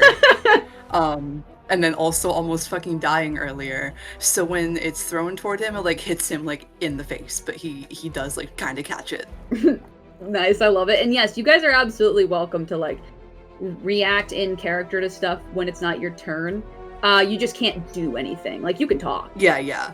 But yeah, no, you get the potion, you manage to catch it. I will allow you to drink it on this turn. It's going to be a 1d4 healing, and then whatever you get, you add back to your health. Oh, so do I need to roll that, or does Sebi need to? Sebi can roll that. Got it. I got a 3. Cool. That you can add 3 points of HP back to your number. Yay. Yay. I am back to 40 then. All right, and Puzzles, that's going to be all you can do. So I'm going to say that's the end of your turn, which officially brings us back to the wolves. There's only 2 of them, and they're not doing great, and we still have 1 more turn of disadvantage for them, if I remember. So they are going to roll to hit, but they're going to have disadvantage. One of them's going to go after Puzzles, and the other one's going to go for Toomp. Is it always me with the dogs? You just look so delicious. Can confirm. Shut up! Oh, I need to roll this with disadvantage, that's right. Does an 11 hit you, Puzzles? No. Okay. All right, Noises. that wolf misses, and the other wolf tries to hit Toomp for a 10, and that also misses. Both of them are not doing great, so that makes sense. That's going to end their turn, and we're going to jump up to Toomp at top of the round. Toomp is going to attempt to stomp another one of the wolves. So we're going to roll for him to hit, which he's actually back in his regular form. So Him's little feet. Him's little feetsies. Oh, he doesn't have a strength modifier in this one, so he's just gonna have a flat d20. Oh. I have bad news for Toomp. He rolled a nat 1, and we can't let nat 1 slide in this house. So he goes to try and hit the wolf, and he does immediately slip in a puddle of blood, and he's going to take 6 damage. Great job, Toomp. He's doing wonderful. Weapons. He falls pathetically in the Weapons, like Weapons looks at him and like looks like so sad, and he gets so fucking angry. He gets so angry. Yeah, Toomp is he's kind of wallowing in a puddle of blood now, staring up at the sky. We're moving on to the next turn, which is going to be weapons. There are 2 wolves left. They look like if you breathe on them, they're going to die. So. Yeah. I had, you know, like thoughts of like making this kind of funny, but now that happened to Toomp, I kind of want to see if I can do something like even funnier. Go for it. I encourage the funny stuff. I have an ability called Rage. And I am so angry about Toomp falling into a puddle and getting hurt that I would like to use rage. Oh my god, on the wolves that are like 2 seconds away. Yeah, go ahead. About to die. Yep. Yeah. Yeah, go ahead and read the description for the ability for our audience. Okay, let me see. In battle, as a bonus action, you enter a rage state with primal ferocity. While raging, you have advantage on strength checks. Your rage lasts for 5 turns. It ends early if you are knocked unconscious or if your turn ends and you haven't attacked any hostile creatures. All right, yeah. So you go ahead, you enter your rage. Your eyes flare red, and you only have a lust for blood at this point. You can do what you'd like going forward. You can attack or whatever. Oh yeah, no hesitation. He is gonna yell and he is gonna attack like one of the poor wolves that are basically like already dead. Let me see. Okay, you have advantage on strength checks. So does that mean that I roll twice? I mean, I already have advantage sometimes, like when I hit, but I'm assuming that this is just like the regular advantage, so twice. Yeah, so you'll then, roll like, twice to whatever's hit higher. something. Yep. Yeah. Let me see. All right, 17. A 17 absolutely hits one of the 2 half-alive, not even half-alive, like a quarter of alive wolves. What are you hitting them with? Is it just, are you punching them or are you using your... Originally, I'm just saying it because it's not like what we're going to be doing now. Like, obviously, the original bit was like going to be that Weapons was like so self-assured of the victory that he was like going to put away his chainsaw and like just walk up and like punch the wolf and just kill it in like one regular punch. But because he is so like angry, like yes, he is using the chainsaw. Okay, yeah. You can absolutely use the chainsaw. It's going to be a D8 plus 5. I will tell you. Let me remind you very this wonderful fact. Your build is built around punching things, so you would do a lot more damage if you punched it. Yeah, which is even fucking funnier so funny. Because you would think like the chainsaw, and like not that the chainsaw like doesn't like cause like mass carnage, but like the punch like would have like fucking made the wolf like blow up. Yeah, it would have. It absolutely would have. I think I got a 13. Oh yeah, that wolf had 2 HP. It's guts. It's blood. It's a puddle. It's not even a wolf anymore. You've completely obliterated it. Weapons is maniacally cackling. That's so evil. I love it. That's all you could do with your turn. So I guess we're gonna end that. Yup. Puzzles. Will you have the last shot? Let's find out. It's your turn. Oh my god. There's 1 wolf left. Yeah, I'm going to... And there are guts everywhere. I'm going to use... Actually, I have a question. Can I combine attacks? Oh, well, no, I guess that's why I get 2. Never mind. I am going to use Bardic Inspiration. Yeah, what is, read Bardic Inspiration out for me.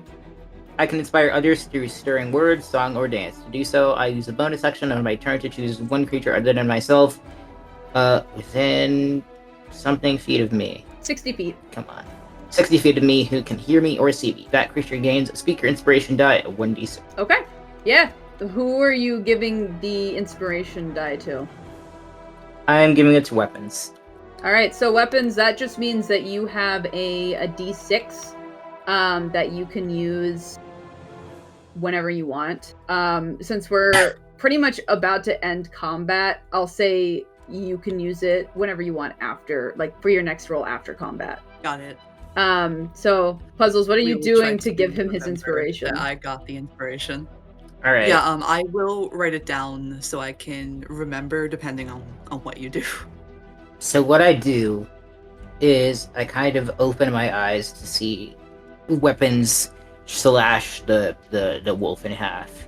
And as he does that, like, I'm still pretty fearful. I'm still shaking and I'm still a little tense and on edge. But when I see him do that and I see weapons laugh maniacally, I break out into a smug grin, and I kind of look towards weapons, and I go, "Weapons, it's on you. You're looking for an encore." Oh, I really like that. The wolf is technically next in initiative, but I'm gonna totally ignore that. Puzzles, is there anything else you want to do with your turn? Yes, I am going to. Can I do an action and an ability? What action are you looking to do? Dash, and then do static shock. Oh yeah. Because dashing is gonna be movement, so you Mhm. you can move, yeah. And then you still have an attack left that you could do, so you could use static shock. Yes. Where are Okay. you moving to? Actually, I want to do a high jump instead. Okay. I want to do a high jump over weapons and shoot directly at the wolf with static shock. Okay. So you're trying to make it like look cool. Yeah. Okay. Yeah. You can do a little hop over weapons. Go ahead and roll to hit the wolf. So it'll be with Okay, your so dex. 1d20 plus 2. +1. Okay. Yeah, I'm gonna do a little twirl while as I jump, like jump in the air, twirl, and then point my finger directly towards him. That's a 9. You think it looks really cool, but you do miss Yeah. the wolf entirely.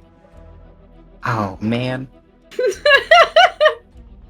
Earlier during the encouragement, Weapons had looked toward Puzzles, and he'd gone from smiling wickedly to more earnestly, gently, happily smiling at him. Oh.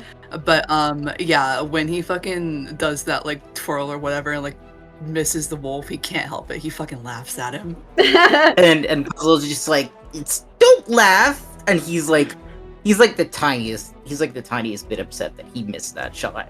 I'm so sorry, Puzzles. Before we carry on, because I will forget, I had a question. I did not write it down as an ability because it's not an extra turn thing. It's just an extra added thing I have for the next fight.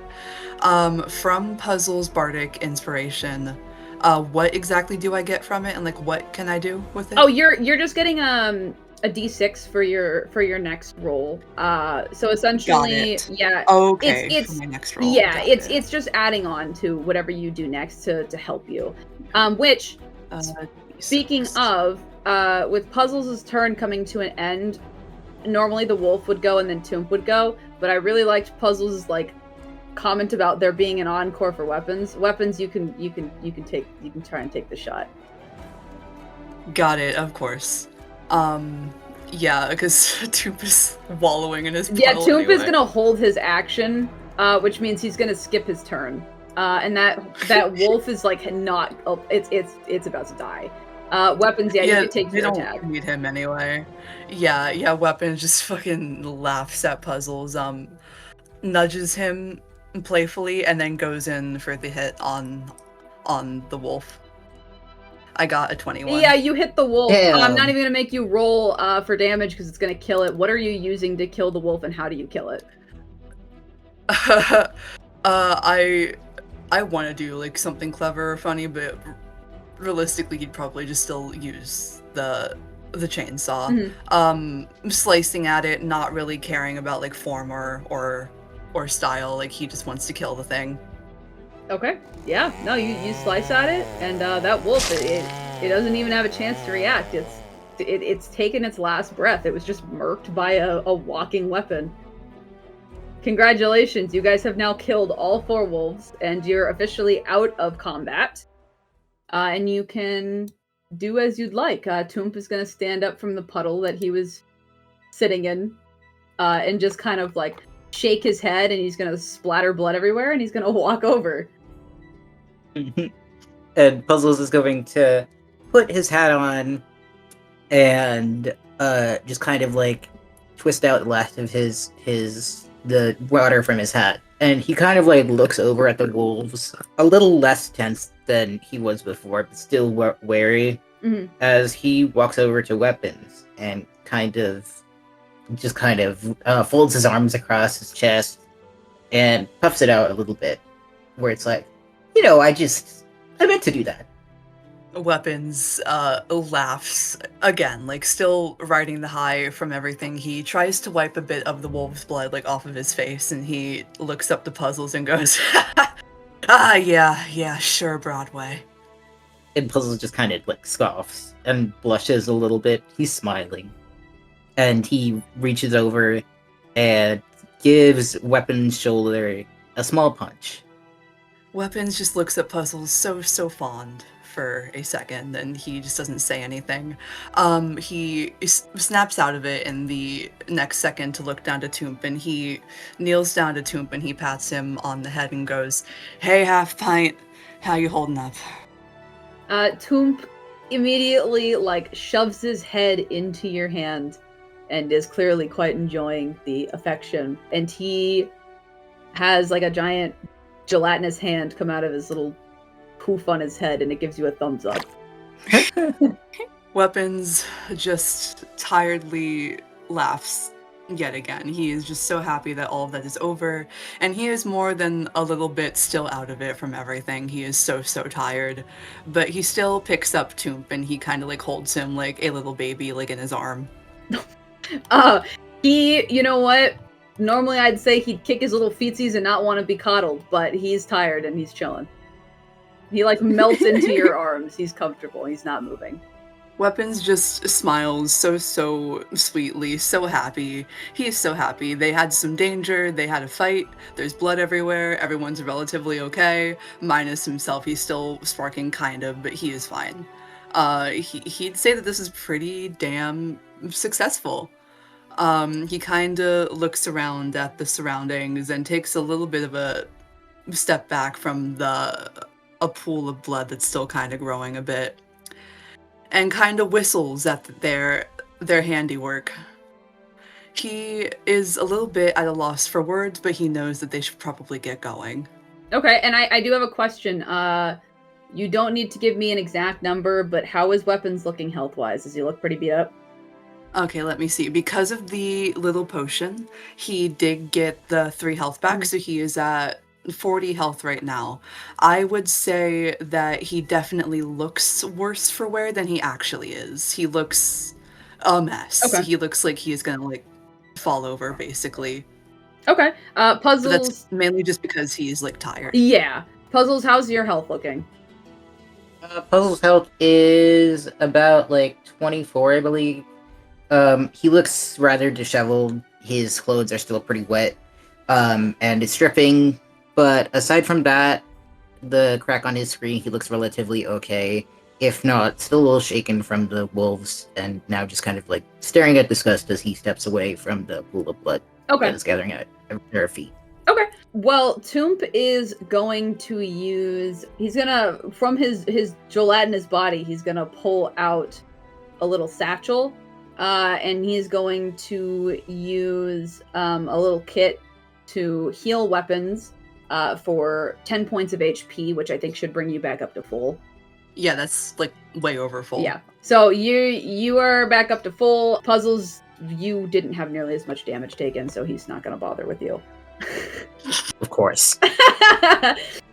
You guys are welcome to go ahead and continue on your path if you'd like, now that the combat has ended. Yeah, for sure. Like, Weapons is gonna be a little taken back by the help, like the patching up.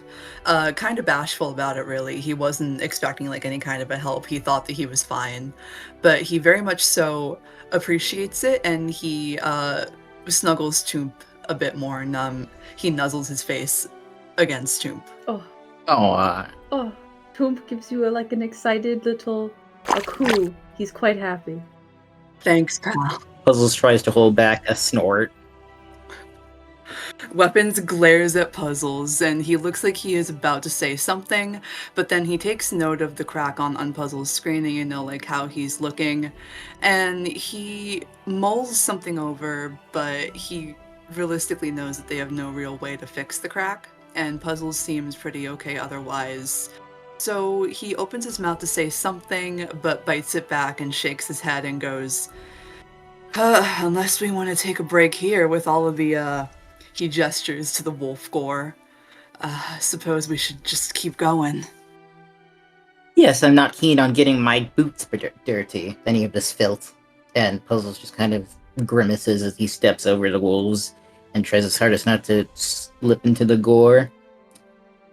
Now, if you two are done with your sappy little reunion, I suggest we keep going. Shut the fuck up. And he shoots Weapons a grin. And Puzzles laughs as he walks away. Weapon just grumbles, but he is smiling as he follows behind Puzzles. As you both go ahead and continue down the path, tired from your pretty long night of travel so far. Through the dense canopy of leaves above you, you're able to get brief glimpses of the moon, which has slowly begun to sink as dawn creeps ever closer. Toomp, who is still cuddled up in Weapon's arms, is having a really hard time keeping his eyes open. And it's obvious he's like starting to fall asleep. Weapons, you kind of feel him nudge his head against your arm with like a soft little gurgly sound. And he seems like he's ready to stop and make camp for the night, but it's up to you guys if you would like to do so. Weapons absolutely looks to Toomp, and he pauses in his steps. He looks around at their surroundings for a second before sighing and going, half pint's right. We should probably stop here for now. What? Stop? But we've only just begun our journey. How can we stop when there's still our quest to finish? Loving the enthusiasm, pal, but Weapons kind of stumbles a bit. He is really, really tired. Physically, he's perfectly fine now. He's relatively recovered, largely thanks to Toomp, but much like Toomp, he is very, very tired. So he kind of like sits down on the ground and takes a second, like still holding Toomp and all. But we need to think about ourselves for a minute. We've been going for hours. And Puzzle just kind of like looks at that and then kind of like puts his hands on his hips and just scoffs, and it's like, well, if we just taken the horse, we may have gotten there sooner. Shut up about the fucking horse. You really have no sense of adventure. And he kind of just folds his arms across his chest. Weapons glances up, visibly offended. He scoffs. Adventure? Hell is the one who's been doing this all their fucking life. What do you mean you've been doing this all your life? I've been doing it for just as long as you have. Weapons looks Puzzles up and down and goes, yeah, okay. I have! And he stamps his foot, and his cape kind of like flutters behind him as he does that. Weapons snorts at it. Ugh! And Puzzles like tries to like push his cape down, like hands balled into fists. I'm just as capable as you are! At that, Weapons winces a bit and he glances away and sucks in a breath, going, you're good. Yeah. I'm capable! Didn't say you weren't. Then what do you mean by that? What do you mean, good? Everyone's got room for improvement. And what's that supposed to mean, Weapons? And he kind of just like stops balling up his fists, and he kind of like lifts himself up a little bit, squinting as he stares Weapons down. And Weapons has been gradually realizing that he is fucking up, and he's not sure why he didn't just keep his mouth shut. But he sees Puzzle's body language change, and he perks up and he holds up his free hand because he's still cradling Toomp. And he tries to like calm Puzzles down and like hurries to go, oh, well, I didn't mean anything by it. Let's not do this right now, Box. You've been doing great today. Real proud of you. He gives Puzzles a thumbs up. Do what, Weapons? What? Hold us back? Because it seems like that's what you're trying to tell me. That I'm not capable. I'm just good. No. You're taking it the wrong way. I didn't say any of that. What other way am I supposed to take it, Weapons? Weapons kind of looks down at the ground and he holds on to Toomp a little closer. I really didn't mean it in any sort of a bad way. You are doing great. And Puzzles just kind of stares at him for a minute. Doesn't really say anything. His gaze kind of drifts from Weapons to the ground and then to the side before he just decides to relent and sit down a few feet away from Weapons. Fine. We'll rest here. Weapons feels like the biggest asshole on the planet because he was really happy with like everything that they've been doing and the way that things have been going. He really is sincerely proud of Puzzles, but before we had begun this journey, they had a few ups and downs during some older jobs because Puzzles, again, he tries his best, he really does, and it is not that he is not capable. It's just that, as we've seen beforehand with the whole horse situation, Puzzles tends to get in over his head. He's a little too idealistic, and sometimes he has messed up a few jobs for them. And it has led to Weapons getting a little frustrated. But because he sincerely views Puzzles as a friend, almost like family, really, he has had a lot of patience with him. And he is trying to still have patience with him. He had intended to sincerely be complimenting Puzzles, but he also really doesn't like lying outright. At least not to a friend and not about something as important as this that contributes to their teamwork. So he, in typical Weapons fashion, did not word things the best, and now he is gonna just keep sitting there looking away from Puzzles and just staying quiet. Which is good because Puzzles has his back turned to him. And he just kind of stays like that for a while. He doesn't really say anything. Like, he's, for once, the showman is completely silent. But maybe, like, about 20 or so minutes, maybe 30, there is a crackle of static. And you hear something come from his speakers.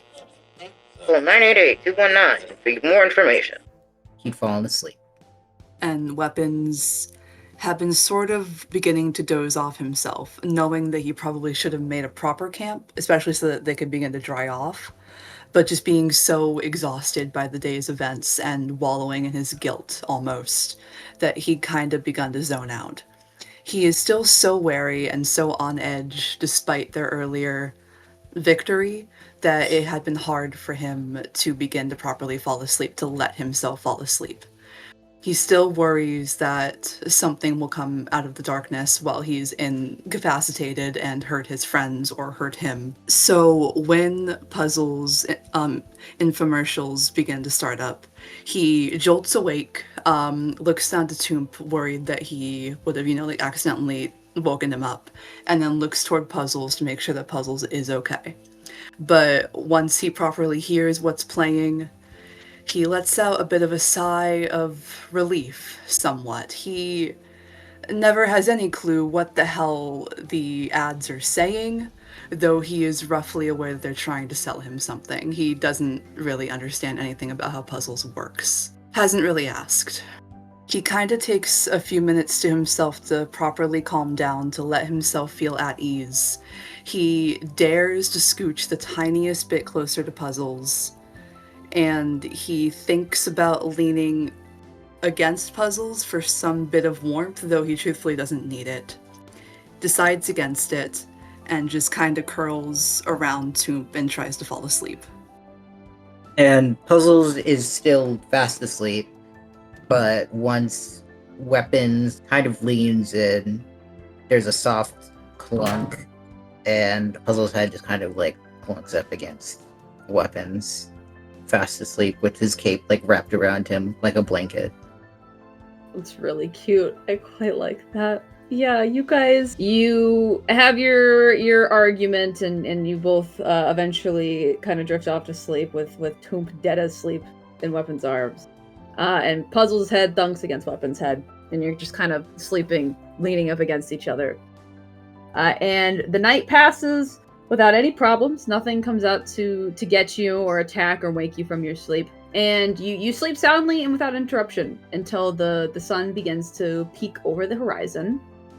You awake to the pleasant sound of birds chirping in the trees above as they hop from branch to branch.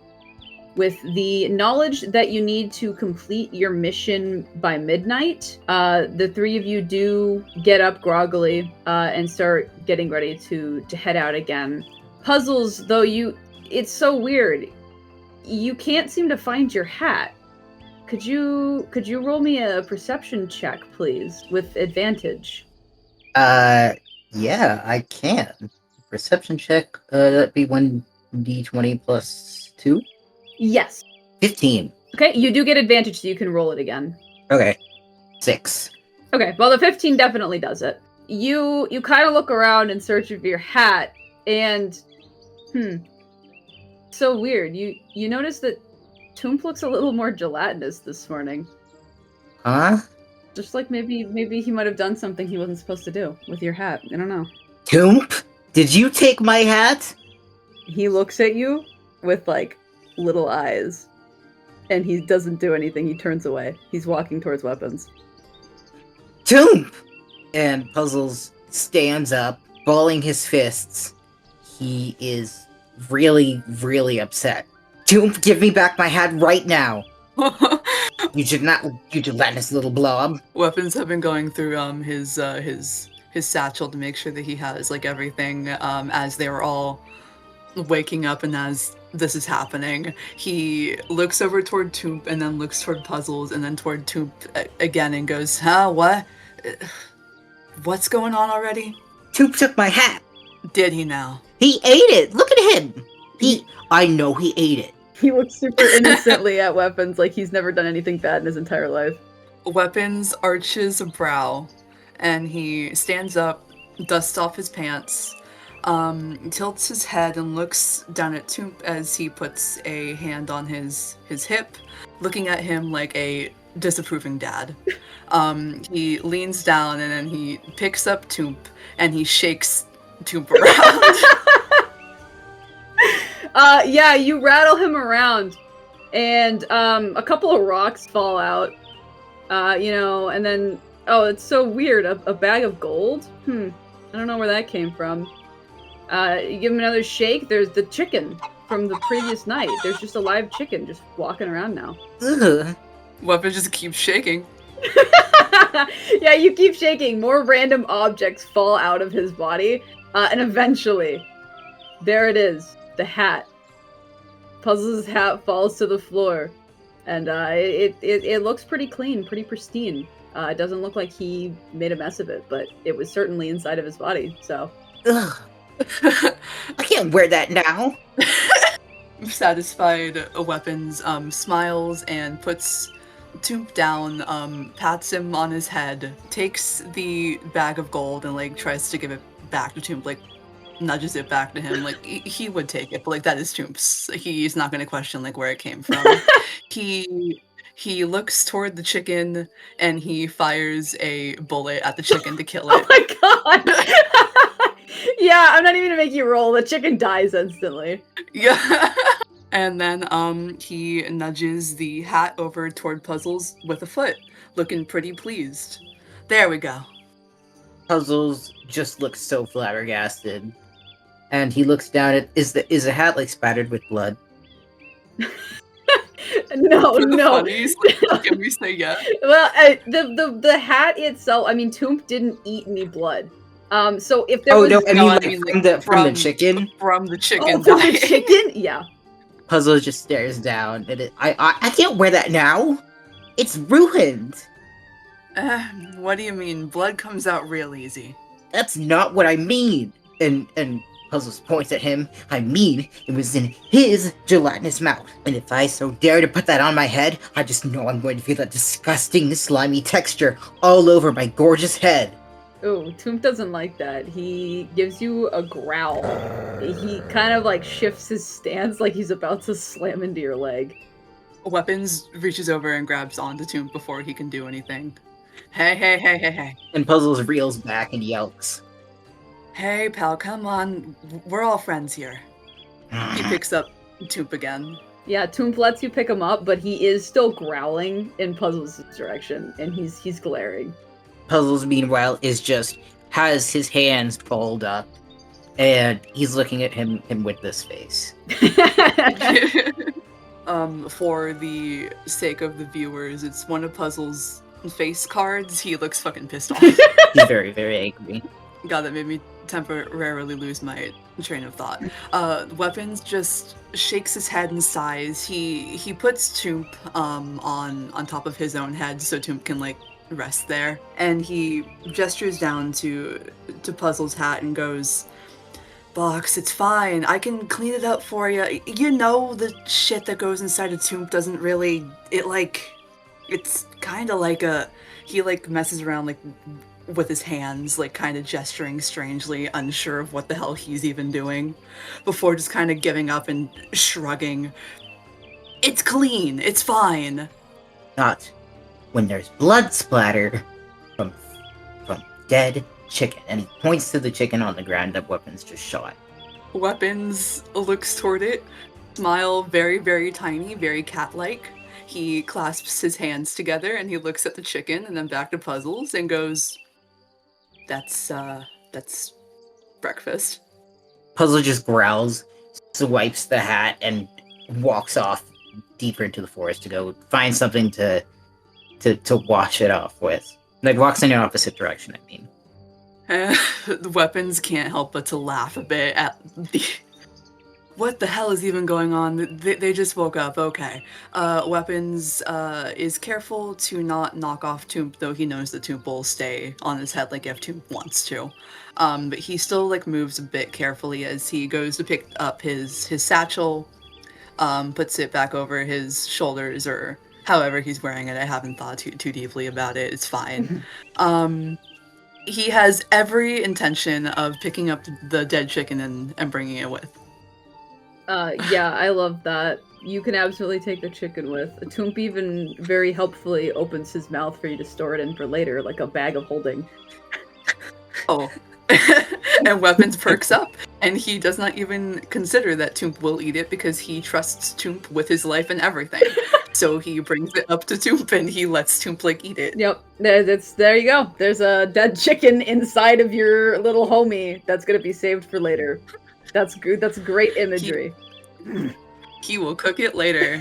And then he looks around and hurriedly tries to follow Puzzles because he does not want Puzzles to get lost. Okay. Yeah, and Puzzles, are you heading, are you continuing down the path in the direction you know you need to go, or are you, like, going elsewhere?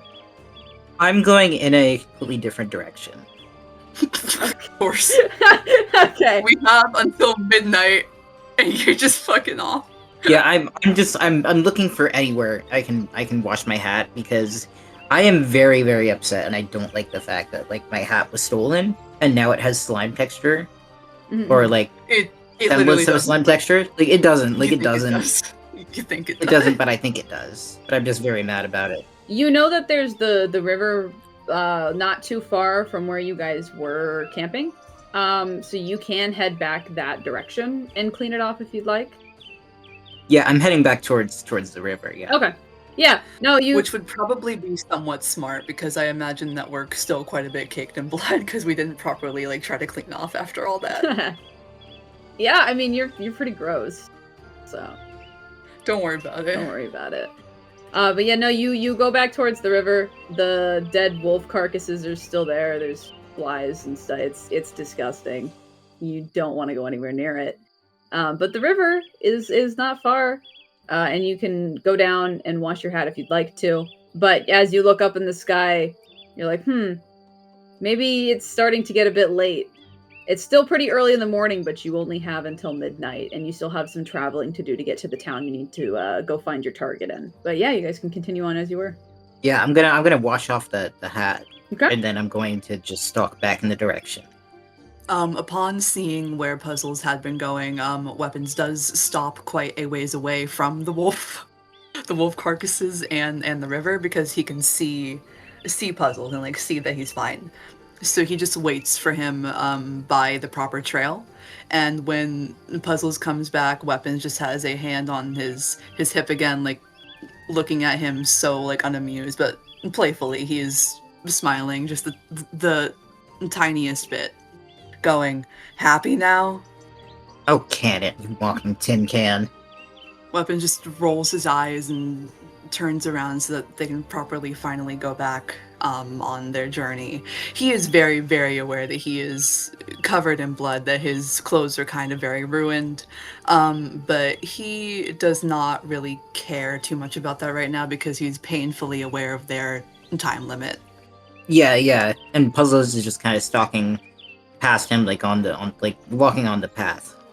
Okay. you guys go ahead and you continue down the path, and it's a relatively peaceful morning. I mean, there's still birds chirping, and you see the occasional squirrel scuttle along the ground. And eventually, after several hours of walking, you finally break through the tree line, and a small town comes into view. A church and its bell peek through the thick foliage as you approach, the sun glinting off the golden metal in a blinding light. The entrance to the town appears to be mostly vacant, aside from the occasional chicken or two. Based on the information on your map, your target resides in a building off to the right edge of town. You can hear faint voices coming from somewhere within the settlement, but the outskirts look void of life. What would you like to do as you approach the town? Weapons is already rubbing his hands together, trying to think of a plan as to how they can smartly do this. If they had not gotten covered in wolf viscera earlier, he would not have hesitated to try and walk into town. But because of their appearances, he kinda motions for Puzzles to get a bit off of the path so that they can kind of hide in some nearby shrubbery, so that they can kind of talk over their game plan. And Puzzles just kind of like he's managed to like calm down a bit. He's still very grumpy, but he does like make his way off the path to hear the plan. You go find some shrubbery to kind of crouch down, and that's not far from the town. You guys are settling down to kind of go over a plan. You can still hear the faint sounds of people talking coming from the village. Yeah, Weapons just kind of sighs and goes, "Alright, here's about what I was thinking. Normally, I would say that we go in, we find a way to scope out the town, and figure out what this guy's schedule is, you know? I'm thinking that because the both of us are," he gestures to their appearances, we draw a bit too much attention. So, Half Pint here could go in and help us to scope out this guy. And as soon as the sun starts to set, bam, we go in, we get him, and just in the nick of time, we go over and we deliver this bounty. I suppose that sounds doable. Weapons looks up toward Toomp to try and get his input on it. Toomp looks like he's a little hesitant. He kind of looks up at the sky and he looks back down. He's concerned for time, but he does kind of look towards the edge of town.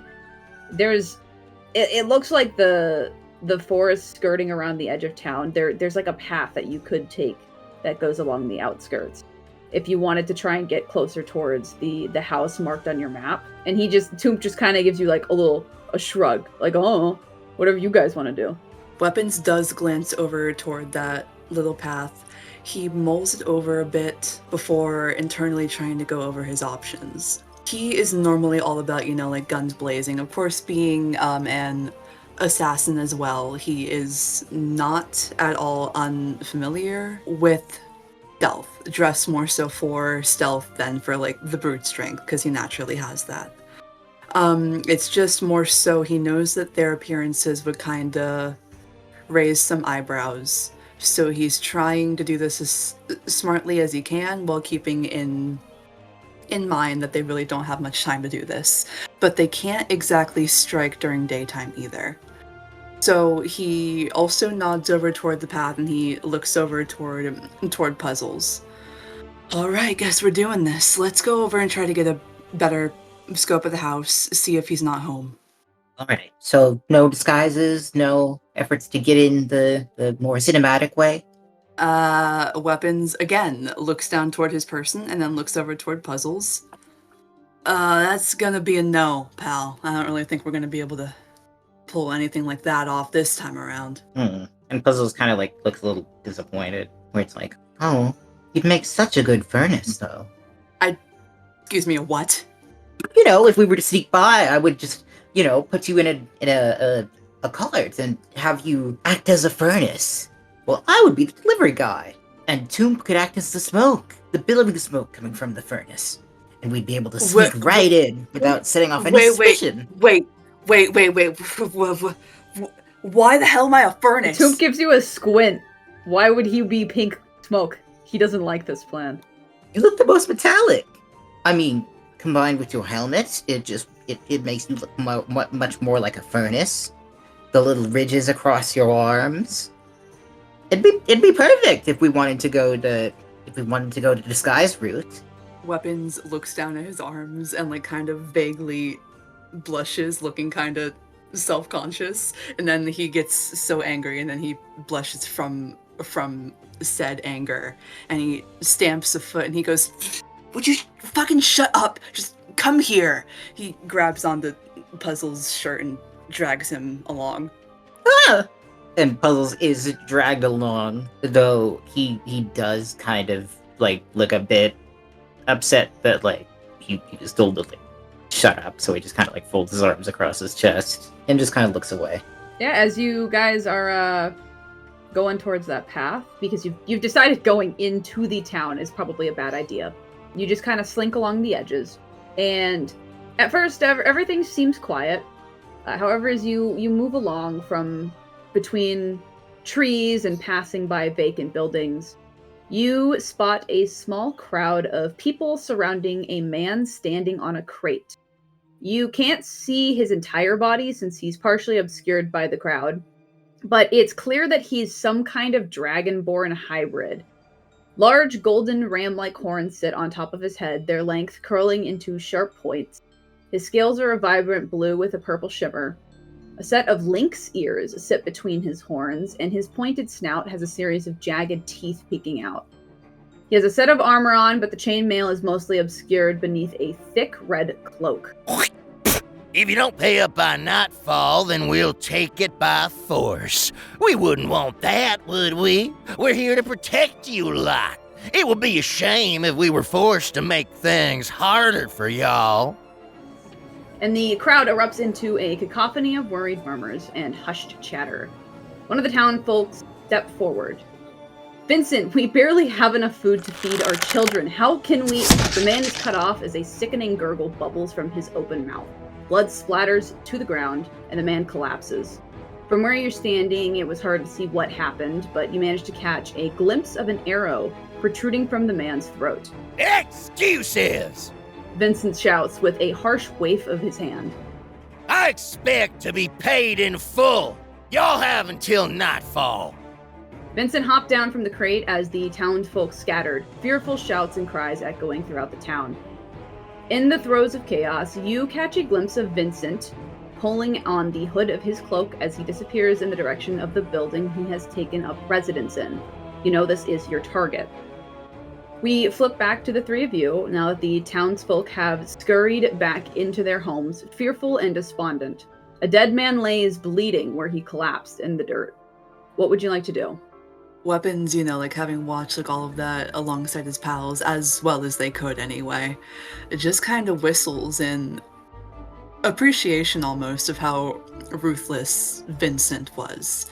He obviously had memorized the name of their target. This is indeed Vincent Thistlewood. He cannot have any doubt now. So he slinks back a bit further along the path and turns to his teammates. We got ourselves one fucking asshole. Quite a show-off. Alright. Weapons mulls over what to do, whether or not to stick to his original plan, or to use the relative absence of people because of Vincent's display of violence to their advantage. He knows that it would be quite risky to just try to walk in normally because surely at least one person would spot them. And then the whole killing, regardless of how stealthy they are, there surely will be some sort of a fight. He is unsure if he wants to risk flubbing the job just to save time and make sure that they are able to get to their benefactor on time, or if he wants to take the relatively more self-assured route and cut the time close. Mulls it over for a moment, knowing that his partners will kind of rely on his word, because Toomp is Toomp, and Puzzles, well, as much as Puzzles will argue it, he doesn't have as much experience, we'll say, here. So Weapons mulls it over. He looks back toward the house. He thinks about it. Question. Since everybody kinda dispersed, like, obviously, like, the town is, like, still a town. But would you say the general area of Vincent's house is relatively quiet? Yes, it does seem eerily quiet. You can't really see anybody. It looks like all the townsfolk kind of fled and hid back in their respective homes. The only thing that you see in the general vicinity at all is the dead body in the middle of the floor. Of course. Are there any, like, guards around? Security, anything like Nope. that? Okay. Weapons had noted that earlier, and he does kind of squint his eyes. A little strange. Isn't this a proper settlement? Why aren't there any guards? I don't know. You really expect someone like him to have some roots lumbering around, but At that, Weapons just kind of scoffs. Oh no. He's brutal, but he's an amateur for sure. Talks like one, acts like one. You think he's too overconfident? Weapons just kind of laughs a bit more and gestures toward the dead body. Let's just say he's already shot himself in the foot. What do you mean? He just shot that man in the chest. Weapons takes a second, visibly confused. Weapons laughs a bit too loud and like kind of like tries to like cover his mouth before looking to Puzzles. No, pal. I mean, everyone fucking hates this guy. Really? I mean, it did seem they were quite captivated by his speech earlier, but And Puzzles kind of looks to mull something over a bit. I did notice that I have like 100 feet of rope, as well as a spyglass, and I was wondering if there was like a possibility I could look like how close are we to Vincent's like hideout, essentially? You're not far. You're within a couple hundred feet. Okay. So you can clearly see it from where you're at. Would I be able to look into the windows with the spyglass? Yeah, you can definitely try. Roll me a perception. Alright. Hang on, I think I might have something that'll help. Roll perception, 1d20 plus... It's plus a 2 for plus 2. you. Okay. 18. 18. Okay, yeah. No, you hold the spyglass up to your eye and you try and peer in through the windows. And just from a glance, you can see the house itself is old and run down, much like a lot of the rest of the town. You kind of get the feeling that maybe this is like a poorer settlement. But oddly enough, any of the windows that you try to look through, they've been boarded up. The front door seems to have been kicked in at some point. So you can't really see in past the boards covering the windows. Damn it. The windows are boarded up. We don't have a chance of getting in by there. But the door looks to have been kicked in. If we could just get there and perhaps break it down, then I'm sure we'll be able to get inside. Good thinking, Boxhead, but had a bit of the same few thoughts. My whole deal is we don't want to draw too much attention to ourselves. Could easily break in, just bust in there and slice his head off, but getting in and out without drawing any sort of a crowd is what I was. Weapons trails off, realizing that he needs to really kind of lock in and make some kind of a choice. He kinda, like in his head, says, fuck it, and decides that it's really kinda now or never. Because, like the crowd dispersed, and like we have now observed, it is a bit more of a poorer settlement. So any sort of security or notice that would be taken probably wouldn't really be able to do much of anything before they are able to get out. Weapons takes a second, lets that aside, and then he reaches into his satchel and he pulls out a scroll that Puzzles has grown frustratingly familiar with. He opens it and goes, Medieval Siri. Oh, here we go. Wishes Really? We've got an hour left of the session and you're wasting your time with that thing? What would you like to ask, Medieval Siri? Medieval Siri, I need you to wish us luck. If we don't get out of this, I love you. Seriously? You say this to the magic scroll in your hands, and at first the page is blank, but then one at a time letters start appearing magically on there as a very clipped voice comes in and says, Of course, WPNZ.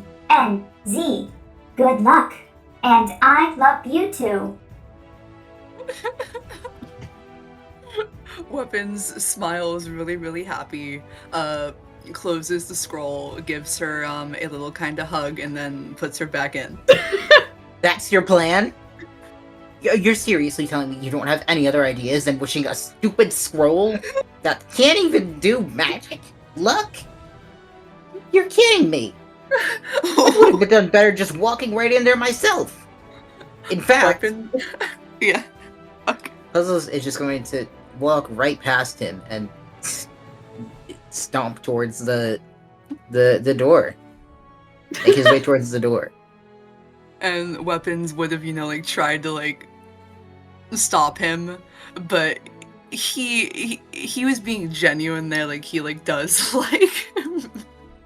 Medieval Siri, and for reference, clearly is, a joke object. He found the scroll, a few weeks ago, and oftentimes he, pulls out Medieval Siri to, piss off Puzzles, but sometimes he does genuinely just talk to her like she is a person, though he knows that she's not. He had done that to be genuine, but he also had done that to just be funny. So he is laughing a bit as he sees Puzzles stomp away. And he would have put way more effort in trying to stop him if he had still been planning on, having Toomp do the recon or waiting for night. But he has now made up his mind and has decided that they are going to go the exciting route, and they're just kind of going to barge in and start the fight. So he laughs, he gets up, and he rushes after Puzzles. I want to use an attack on the door. On the door? Okay, yeah. It's a door, so I won't make you roll to hit. You could just... Okay, I'm gonna dash up towards the door, point my finger towards it, and use static shock to blast through it before kicking it open. Okay, yeah. Just roll me damage. We'll see if it blows the door open. Okay, 1d6 plus 1 plus 1? Yep. Okay. If anything, enraging Puzzles via Medieval Siri was a good way to get a pretty badass scene. It was, yeah. I got a 5. Yeah, the door was already pretty beat up, so you aim your finger gun at it, and you shoot it, and the door just explodes into a bunch of splintered pieces of wood. And yeah, you have a way in now. We do, and I feel very cool while stepping inside. Yeah. My cape billowing behind me as I lift my head, squinting as I look within the home. Mm-hmm. Okay. Yeah, it looks super cool. Weapons, are you right behind him? Yes, I am, Okay. and I am trying to stay close, but I'm kind of letting Puzzles have his little moment, so I'm not insanely close by. Yeah. Okay, that works, and Toomp is at your feet. So, Puzzles, as you step inside the building, eager to put an end to your target, the room you enter is dark and entirely empty. Thanks to the boarded up windows, it's difficult to see anything past the small ray of light peeking in from the doorway behind you and then from your screen itself. Mm-hmm. But you can hear muffled voices coming from further into the building. I would like to go ahead and have everybody roll me perception, and then anyone with night vision can roll with advantage. And if I remember weapons, you have night vision. Yes, I do. So 1d20 plus 1, right? 2, plus 2 Okay. for you. And weapons, yours is going to be a plus 1, but you get to roll it twice. 5. I got an 8. Okay, and Toomp got a 12. So, all of you are kind of focused on how cool Mr. Puzzles looked when he blew the door open. So, yeah, no, you're focused on that, and then you're also kind of listening to the sound of voices ahead. And you're just you're kind of doing your best to make your way towards them. But so weird. There's an almost none of you notice this, but somebody from the very edges of the dark building steps forward with a knife glinting in their hand. Weapons, you feel air like slash by your head. Nothing actually makes contact, but you hear the sound of like a knife cutting through the air near your head. As you turn to figure out what in the world was trying to attack you, you notice that there is someone standing behind you. A woman clad in light armor with a mask obscuring her face is attempting to attack you, but clearly got a bit too excited and ended up missing.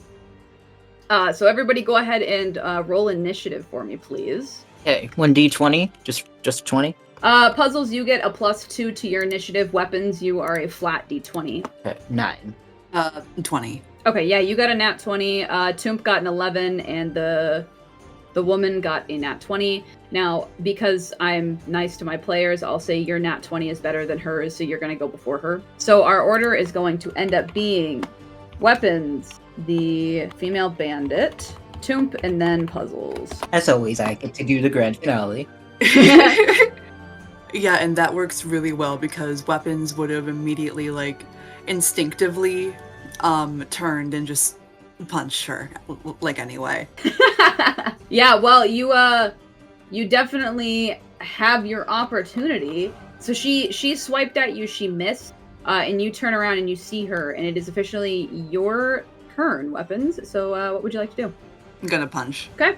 Go ahead and roll to hit. It's going to be a d20 plus your strength, so a d20 plus 5. 8. An 8? Okay. You still have your d6, by the way. What? From Puzzles' earlier inspiration. Oh, did I not use it? I thought we never used it, and I've just because realized you worded it like I had used it earlier. I don't remember you using it. Okay. You didn't use it. Yeah. So we'll say you can use it now. So all you would do is you'll just roll a d6, and we'll add on however many points to that roll. I got a 2. Okay, so that means you got a 10 total. Unfortunately, that still does not hit their AC. Do you go to punch, but it's dark and you were caught off guard, and the bandit manages to like duck out of your fist just barely. Is there anything else you'd like to do with your turn? No, but I do have a question. I don't know what unarmed attack means, or like what that would fall under. Oh, that's what you just did. That's when you go to punch without like a weapon in your hand. Oh, okay, got it. I wasn't sure. I didn't think that we did like the multiplier there, but I don't quite know like how it works. Okay, got it. Yeah, so the way I have your unarmed attack listed is where it says name, that's what you roll to hit. That other string of numbers is what you would do if you did hit. That would be the damage. Understood. Okay, got it. Okay, Yeah. then yeah, no, we're good. That's my turn. Okay, yeah. All right, we're gonna move past weapons then, and we will be going on to the bandit. It is now her turn. She's going to attempt to attack weapons since you're right in front of her. She's going to go for another strike with her knife. I know, like, using, like, in game rules, like, that can do damage, but it's just really funny to think about trying to hit a robot, like, with a knife. I know. Yeah, it is a little silly. She did roll a 13 to hit. Does that hit She your would class? do 1 damage to me, if I, like, understand Well, how that works. So what that means is if she gets a 12 or above, that means she can Okay, hit you so and she then can, I like, roll actually, damage. like, roll to hit. Okay, so yes, Exactly, yeah. she can roll to hit me. Perfect. Then we're going to go ahead and roll her damage.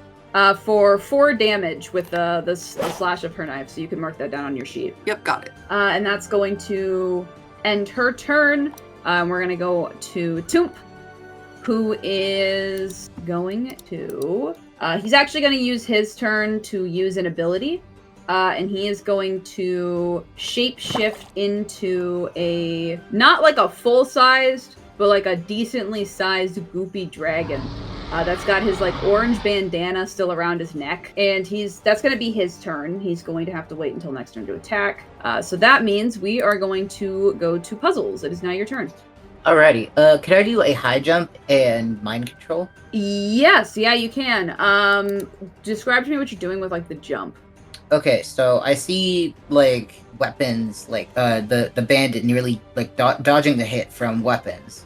So what I want to do is I want to jump over the bandit as he's dodging the hit, and it's kind of like a slow motion as I do it.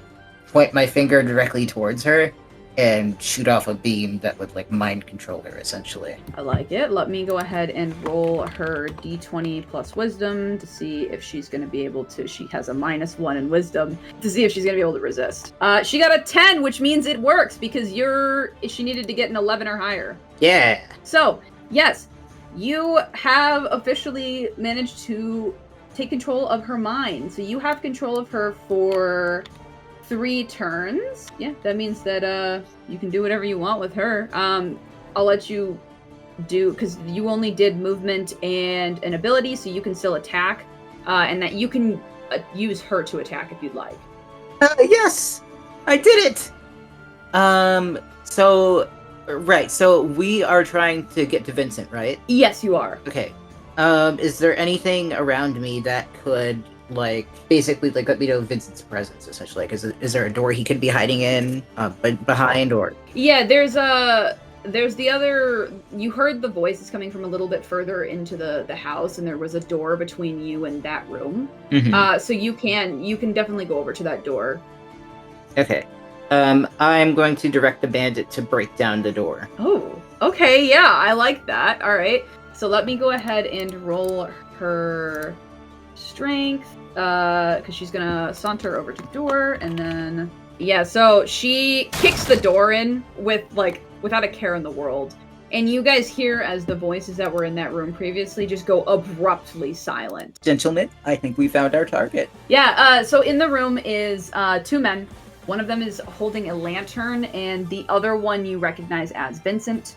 The one holding the lantern is wearing similar armor to the woman you've been fighting. Mm-hmm. And Vincent turns around, startled, and goes, Well, visitors, it's rude to come in uninvited, you know. I suppose I'll have to teach you some manners. And I will go ahead and add them into the turn order. Oh yeah, I'll teach you a lesson in getting your ass kicked. The hell kind of voice is that? What the hell do you... Huh? Even ruder to let your guests in without any refreshments. Vincent got a 6, and his other minion got a 14. So that places Vincent after puzzles. The other bandit's going to go after the first one you were fighting. Weapons steps forward and cockily cracks his knuckles and smiles to Puzzles and goes, "Man, these guys really are derivative, huh?" I was thinking the exact same thing. And I mean, look at that tacky armor. I mean, seriously. Who let them in the costume department? And Puzzle just starts cackling. Right? With those little ears, too. Oh, the Oh, he ears. looks so fucking stupid.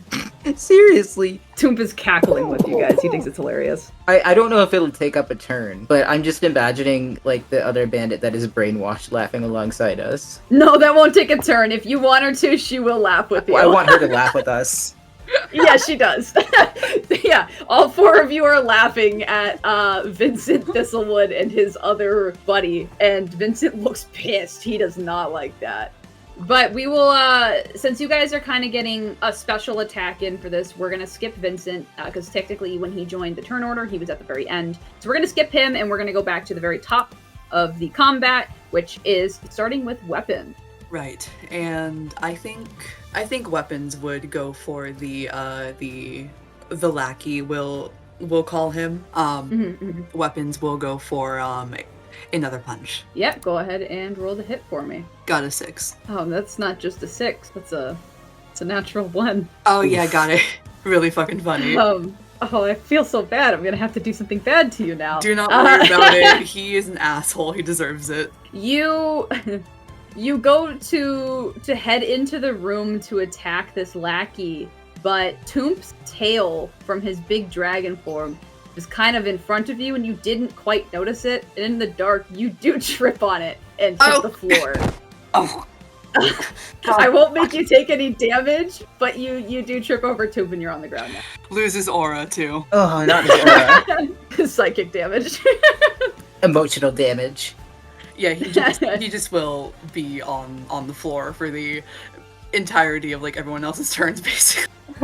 Nice. All right, we're moving past your turn. I'm so sorry, weapons. It's really funny, and he also so would because he was so caught up in like shit talking. He forgot that Toomp was a big as fuck dragon now. Toomp is like apologetically looking at you, like, I'm so sorry, man. I didn't mean it. With the saddest, Weapons wettest is not dog mad. eyes. The saddest, wettest dog eye. In fact, he's kind of like his body is dripping goo because he feels so bad. Weapons is not mad. He stays face planted, but he can feel like the guilt, so he gives Toomp a thumbs up. Oh man, I love that. Okay, well, we're gonna scoot past your turn. It's the female bandit, which Puzzles, you are in control of her. So you can choose what you want her to do. She has the ability to do an unarmed attack, or she can attack with her knife, or pretty much whatever else you want her to do. I'm going to have her go and attack Vincent and try to slice his neck. Oh my god. All right, let me see if we can get her to hit. She got an 18 to hit, which does in fact hit Vincent. Oh my gosh, she got max damage too. Yeah, so she kind of surges forward towards Vincent, and he's taken aback because this is one of his people. And she goes for a swipe at the neck. She manages to get her knife underneath his chainmail armor and cuts. Blood kind of blurts from the wound, and Vincent takes a step back and he goes, Hey, what the hell are you doing? Oh, nothing. Just adding a new member to our cast, I would say. So Vincent doesn't like that. He's bleeding. He did take his damage. There's not much else that we can do with the bandit, so we're gonna move on to her buddy, which is the other bandit. Let me just make sure I mark down how much health we just took off of Vincent. Okay, so the other guy, the guy with the lantern, he is going to attack their friend who just attacked Vincent. He's going to roll to hit her with his knife, which does not hit. He's a little startled by the fact that, you know, his buddy is attacking their boss. So he fumbles and does not manage to hit her. So we're going to go past his turn, and it is now going to be Toomp's turn. And Toomp, sometime during Toomp's turn, Weapons kind of sets himself up just a bit to like properly see what's going on, and seeing the lackey's surprise and missed hit, he smirks a bit. I like it. All right, as Toomp decides he's gonna take his attack, he shoves his big long dragon neck forwards and sticks his big fat snoot in the door, and he is going to attempt to breathe fire on the bandits. So let me see if he'll hit. Cool. Okay. So Toomp got a 16 to hit, which does in fact hit Vincent as well as the other grunt. So we're gonna roll his damage. So he's gonna start by doing 4 points of fire damage to both enemies. However, I also need to roll for them to see if they're gonna be able to resist taking continuous fire damage. Does that include the bandit that Puzzles currently has brainwashed?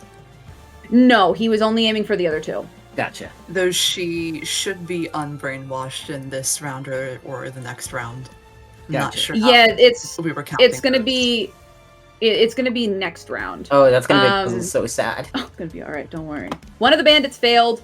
We're gonna say it was Vincent, so he's going to take 1d4 fire damage for 2 turns. So we're gonna add an additional number. Okay, so Vincent is gonna take a total of 4, 5, 6, 7, 7 damage, and the other guy's only gonna take 4. So let me mark that down. Okay, so that's gonna be Toomp's turn. He blows a huge plume of fire towards them, and it definitely burns. Vincent yelps and steps back. And the grunt at his side does the same. He kind of hops off to the side, and his shirt is a little on fire, so he's trying to like put that out. And we are gonna move on to Puzzles. It is now your turn. Weapons is Alrighty. like gaping, going like, "Holy shit, Half-Fine, what the fuck can you do? You're not telling us." I am going to dash towards Vincent. Mhm. And how far away is the female bandit from Vincent and his lackey? I'd say she's about 10 feet away. She's like in the same space. The other two have kind of jumped back from the fire at this point. Okay. Yeah, she's in a 10-foot radius. Okay. Puzzles is going to look towards her and go, I suggest you cover your ears, dear. And I'm going to counter frequency on Vincent and his lackey. Perfect. I'm going to. That I don't know if that counts as like the action of her covering her ears. No, it'll work because you can choose who you want that frequency to affect. Okay. So you've chosen Vincent and the other bandit Yes. as your targets.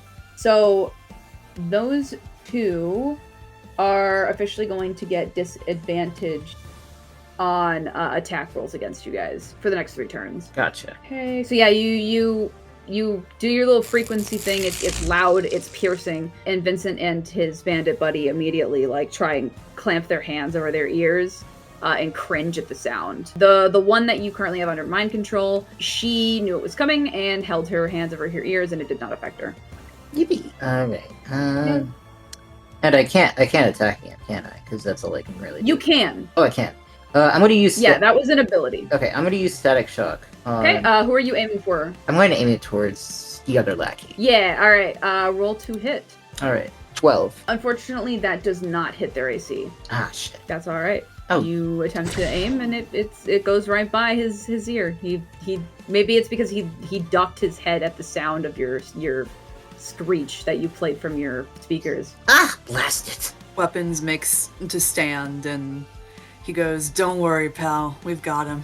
It's all on you, weapons. All right, up next we have Vincent. He's going to be the final turn in this order. So for Vincent, let's see.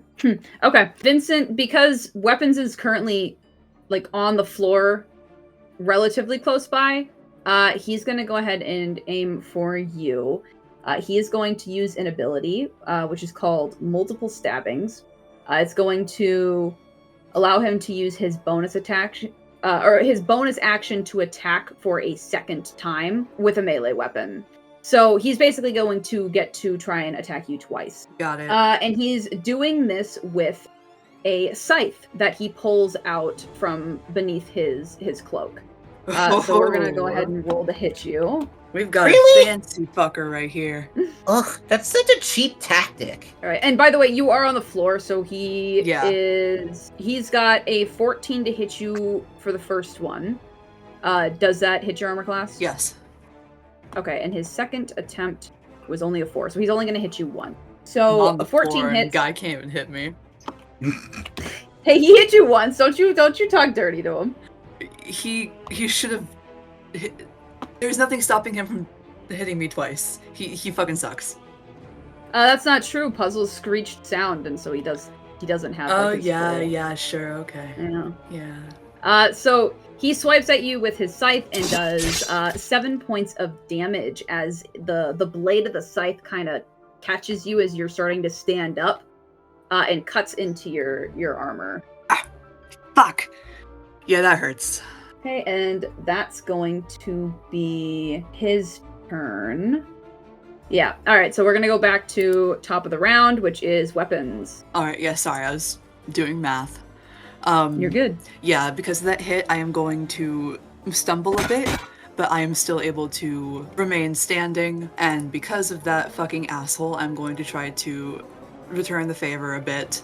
I pull out my chainsaw and I try to take a hit. Okay. Go ahead and roll to hit with your strength. I think that's a 23. Oh yeah, that hits him. Roll damage. 11. That's a lot. Okay. Cool. Yeah.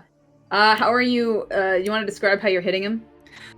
Slashing him across the chest just because I'm so angry by getting hit. Yeah, you absolutely do that. Your chainsaw blade kind of eats through some of his armor. He like shouts and stumbles back, and puts a hand up to his chest and is like clutching at it as he's breathing heavily. Piece of shit. That definitely hurt him. Is there anything else you'd like to do on your turn? Nope, just gonna smugly grin at him. All right, that's going to move us on to the Bandit, you guys have under your control. This is going to be your last turn with her. So Puzzles, you can have her do something if you'd like. Okay. How deep is this armor cut? It's not like super, super deep. It definitely cut through to his skin, but I will tell you as the DM, even if you aim there, it's not going to give like any benefit. What about aiming towards his neck? It's still going to do like a regular type of damage for him. Okay. Yeah. Just because otherwise it'd get really complicated for me to keep track No, of on that's my fair. end. I'm going to have Puzzles command her to slash at the spot that weapons had attacked prior. All right, I can go ahead and have her do that. She's going to roll to hit. She got a 7, which does not hit. You can still have her use her movement if you wanted to. So if Okay. you wanted to have her leap or whatever, that's up to you. I'm going to have her go next, like stand next to weapons in like a cool pose, because in Puzzle's mind, he's thinking that she is going to switch sides essentially, and be on their team. All right, my dear, stand back. And then to like weapons point of view, he just kind of like eyes her because he knows that the brainwashing is not permanent. So he's like looking at Puzzles like, what the fuck, you put the enemy like right next to me.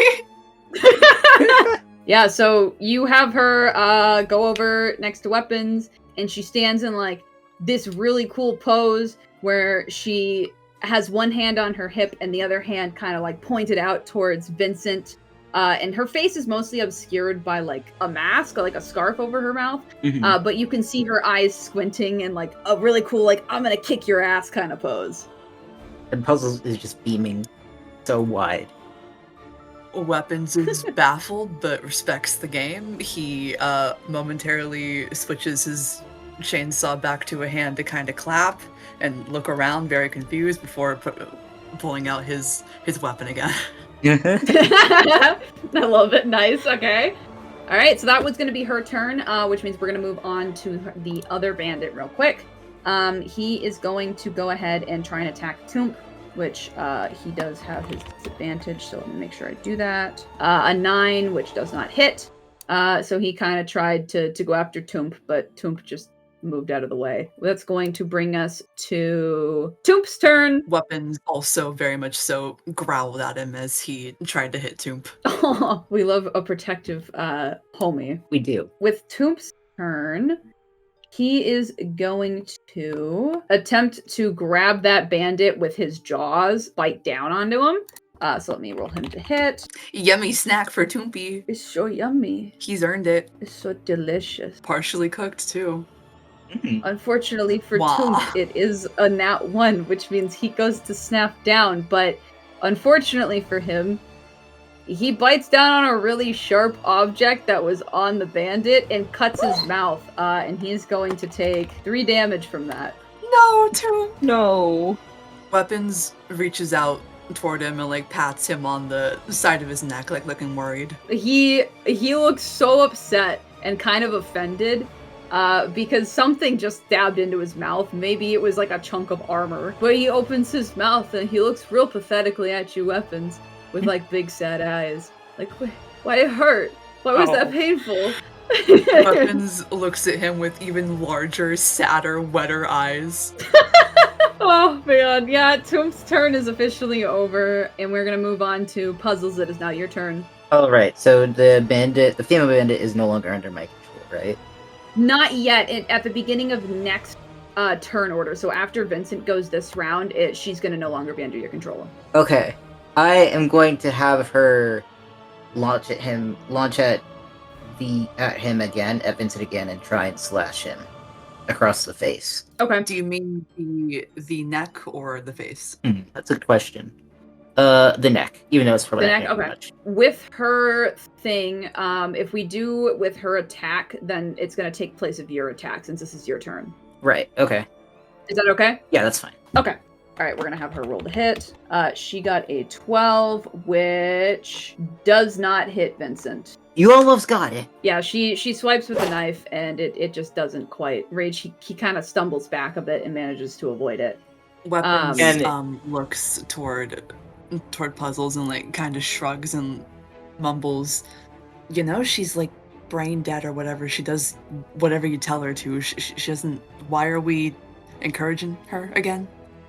Can I kind of like I don't respond to Weapon's comment, and as she stumbles back, I kind of grab onto her shoulders to kind of steady her. Oh, yeah, you absolutely can do that.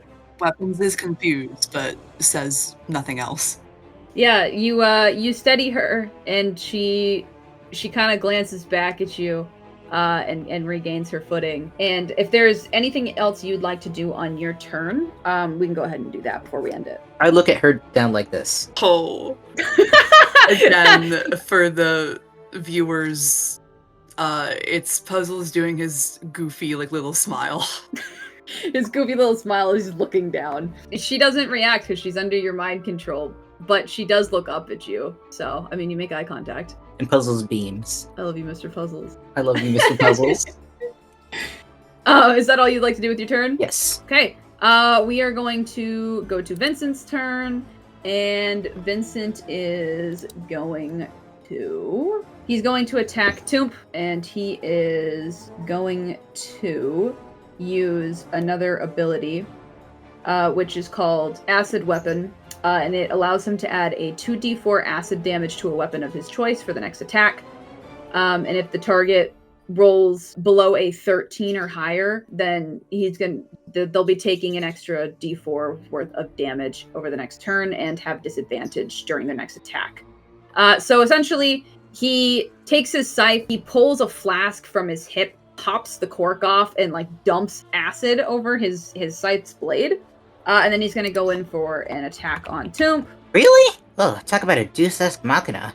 How about a duo, well, huh? What? Deus Ex Machina. It's like, bringing out a weapon at the most inconvenient moment when it's been showcased beforehand as foreshadowing. Swear to the gods, you make up shit all the time. This is a common film trope, weapons, dear. You know that I still have no fucking idea what a film is. Oh my god, I love it. Okay, we're gonna roll this string of stuff here. Hold on. Vincent did get a 13 to hit. That does hit Toomp. So I'm rolling his damage right now. Whew. Alright, and let me roll something for Toomp. Oh, Toomp, I'm so sorry. Oh no. It's fine. Okay, so Toomp took a total of 15 damage. Oh my god. Oh my god, that was all of his health. So Toomp took 15 damage, which is the amount of health that he currently has.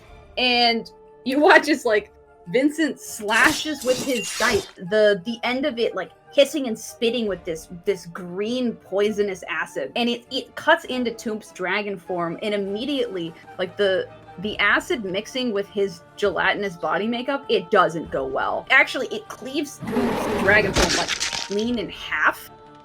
And Toomp falls into this puddle onto the floor. You can still see his eyes, they're swirls. And you know that when he gets knocked out of one of his shapeshifts, he's still alive, but he is pretty beat up. So yeah, he falls into a nice big puddle, and Vincent kind of laughs and goes, Well, down goes the dragon. Which one of you wants to be next? Ooh! and that's gonna be his turn. And oh my god, the way that Weapons just gapes and his eyes go bright red.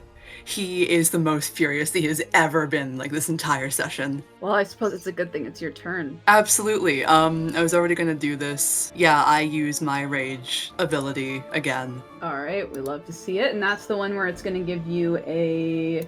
Yeah, for 5 turns you have your advantage on strength check as long as you're attacking. Yes. And he is just so blindly furious. He is going to scream, and he is going to go for Vincent with his chainsaw. All right, yeah. He is going to. Okay, yeah. Go ahead and roll the hit. And I have the advantage the 2 rolls. Yep. You get to roll again. Got a 19. Yeah, that absolutely hits.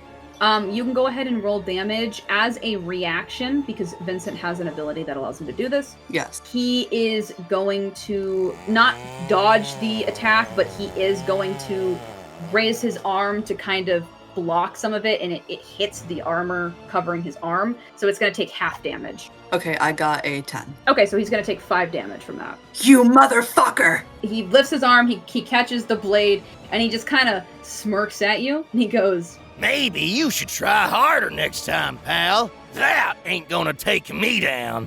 is there anything else you'd like to do with your turn? He is so lucky that I already used my rage, because I would let go for the double hit, but because I used rage already, I am gonna end my turn there. Yeah, we can go ahead and move on to the next person in the turn order, which is going to be the female bandit. And she snaps out of the mind control, and she kind of like sags forward and looks around really confused. And she sees that Puzzles, that you're standing like behind her, and you had just helped to like steady her. So I assume your hands are still on her. Yes, and I'm kind of like, as she like slumps forward, I grab underneath her arms to help kind of like steady her yet again. I'm gonna have you roll me a charisma Okay. to see if you can convince her that you guys should be on the same team. Okay, so Because that's... she's confused, and she's looking up at you with like big eyes. Not to worry, my dear.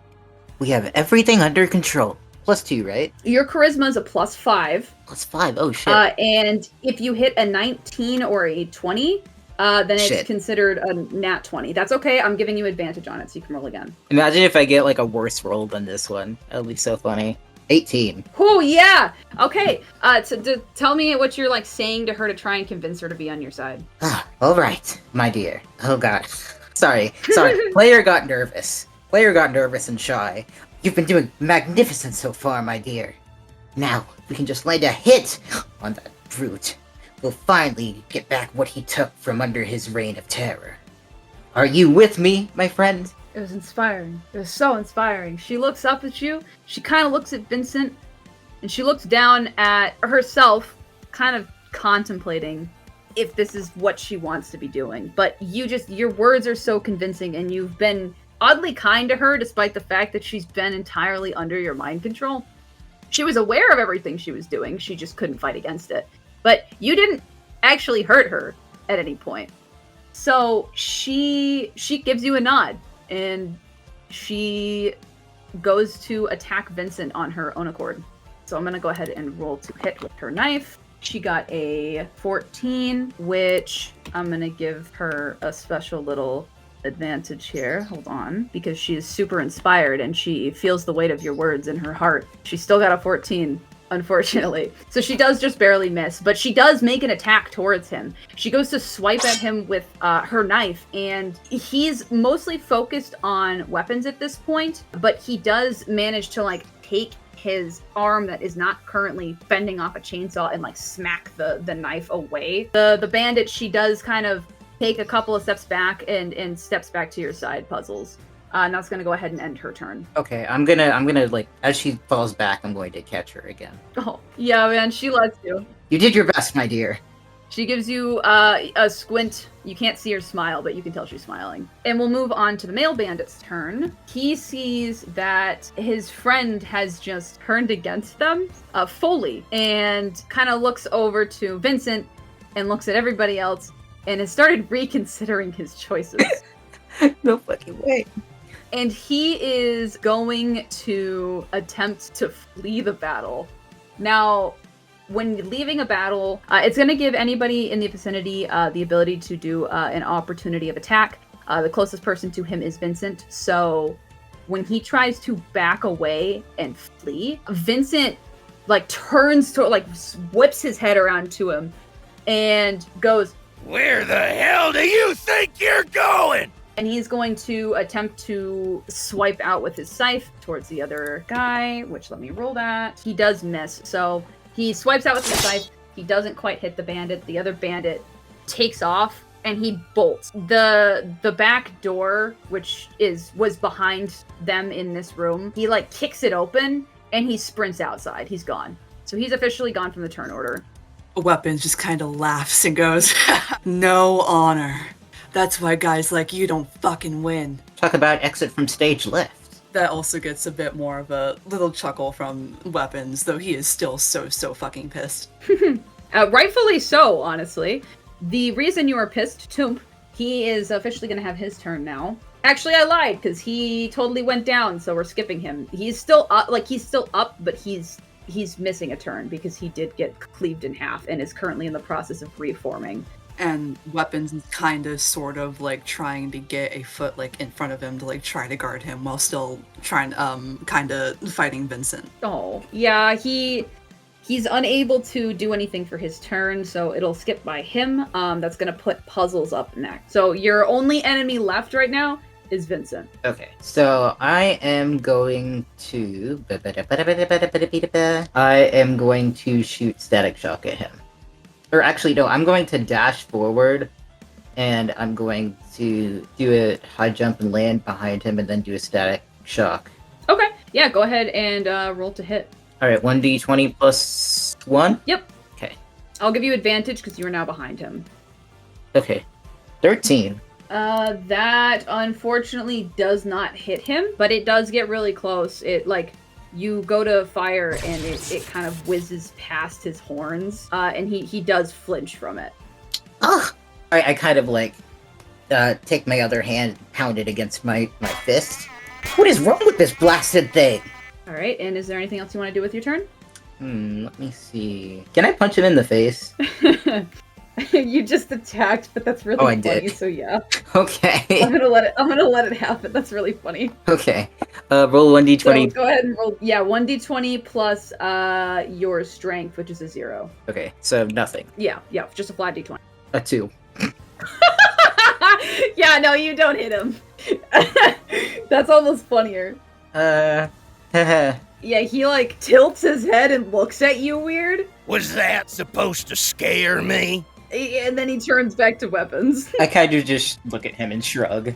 I was trying to give a dramatic performance. What in the son, we're here to kill each other! Weapons kind of like mirrors Vincent by like tilting his head and also and Puzzles looking like at looks at Puzzles him. weird. He looks at him and stamps his foot, and he went, "That's not how it was supposed to go." Weapons just kind of turns toward Vincent and shrugs and shakes his head before like going back to being angry. Alright, we're gonna say that's the end of Puzzles' turn. It's gonna be Vincent's turn now. And since he's currently engaged with Weapons, he is going to go ahead and attack. He's going to try and swipe at you with his... Oh, I forgot to make Toomp take additional... Hold on. I was gonna say, like, isn't Toomp like also poisoned? damage. But I like figured he did. that because he was down, it like didn't kind of count. He still has his normal health. So his shape-shifted versions have their own stats. Oh, I didn't know that. I should have guessed though because they had the various move sets, so they were like kind of like their own creatures.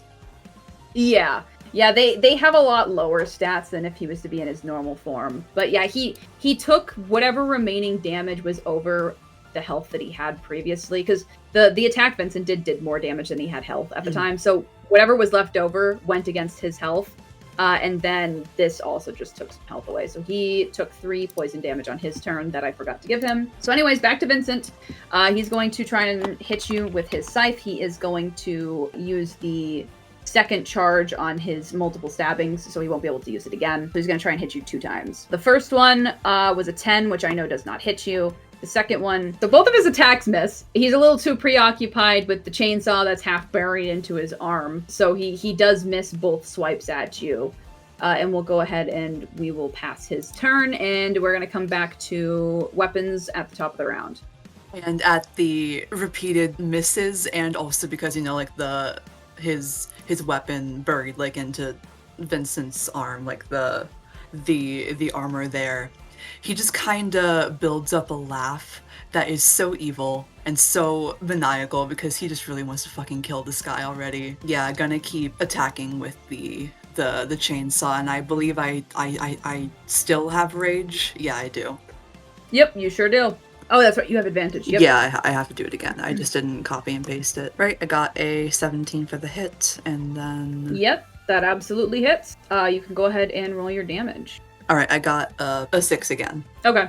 Yeah, so you go to attack him, and how would you how would you like to kill Vincent? Since the chainsaw's kind of embedded in the armor of his arm there, we've been kind of locked there for a bit. Since it is going to be the killing blow, it is going to slice clean through his arm and then cut through his shoulder blade and then like cut down through. Oh, so like cleaving him in half? Yeah. Oh, yeah. Yeah, no, your chainsaw revs and you cut through his arm and then you go to slice down. And Vincent doesn't even have a chance to really react before there's suddenly just blood gushing. Everybody gets to watch as his top half just slides off of the bottom and then both halves collapse onto the floor in this disgusting puddle of just gore. You are officially out of combat. And Weapons could not be more elated. He is just cackling. Did we do it? Did we win? Hell yeah, we did! And the reason why he had not like gone for like any other cut is because he's aware that they need to bring back proof. So he would then like lean down and grab onto Vincent's helmet and then slice off his head. Yeah, you cut his head clean off, and now you have a dragon head with lynx ears sitting in between his horns in your hand. Congratulations. And Weapons kind of playfully like tosses it like up and down like it's a basketball, like catching it. Oh. What a fucking stupid face. The ears really do look tacky. Yeah, and like as he like does that, like the viscera like kind of goes everywhere. Ugh. Weapons, watch it! Yeah, your new friend that has stuck around because puzzles inspired her, she just looks a little uncomfortable because that was her boss. That was her boss, yeah. So she just kind of turns away and crosses her arms, but she doesn't go anywhere. And then Toomp is slowly reforming into his usual shape, and he kind of takes a step forward, and then he splats onto the floor onto his face. He's tired. And Weapons hadn't really properly taken note of the girl with them now that she's like unbrainwashed, and he still kind of ignores her as he turns around upon hearing Toomp kind of splat, and he kneels down and places the head like somewhere nearby so he can reach out and like cup Toomp and like kind of like pick him up like in his hands going, "Oh, Toomp, buddy, pal, are you doing okay?" He allows you to get close and do whatever it is you want to do with him. He's just exhausted, so he's accepted his fate. And he blinks up with you with really, really tired eyes and makes a really pathetic gurgle. Oh, Toomp.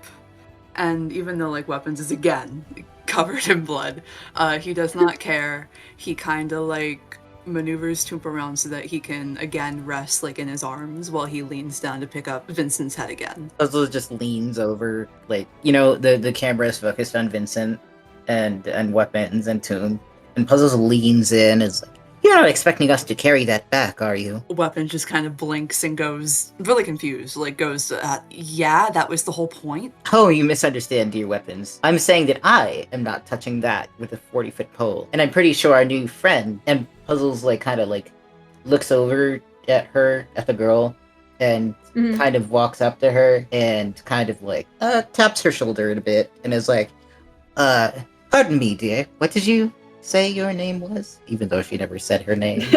What is it that your name was? Yeah, she kind of looks over at you and she takes a minute to kind of consider if this is like a smart idea or not.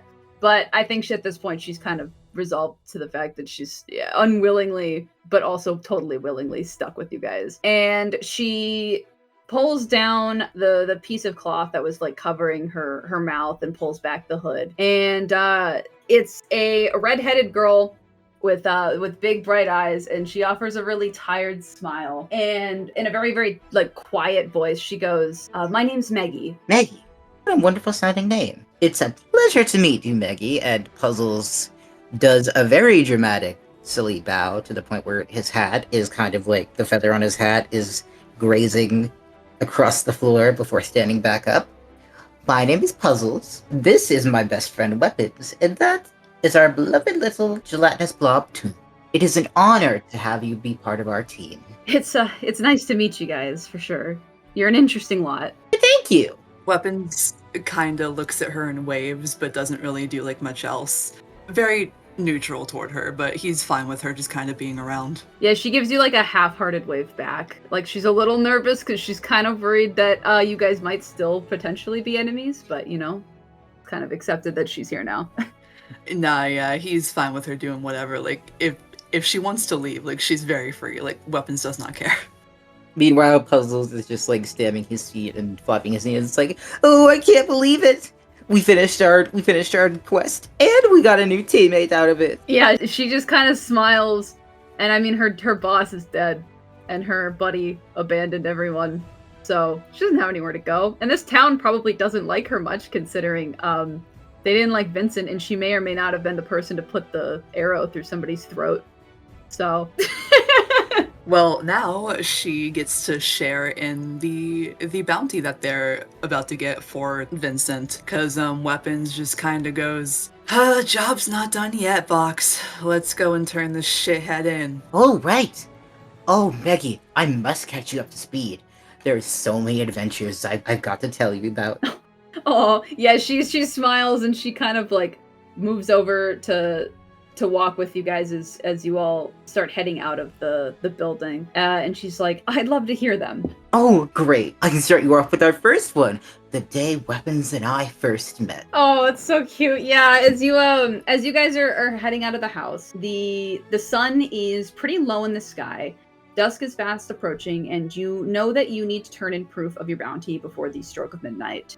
So, pulling out the map, you go ahead and follow the second X that was marked, and you travel east towards an inn. And by the time you arrive, and it's not a far distance, but by the time you arrive, the sun has disappeared from the horizon entirely, and the moon is steadily rising. You enter the inn, which is bustling with life.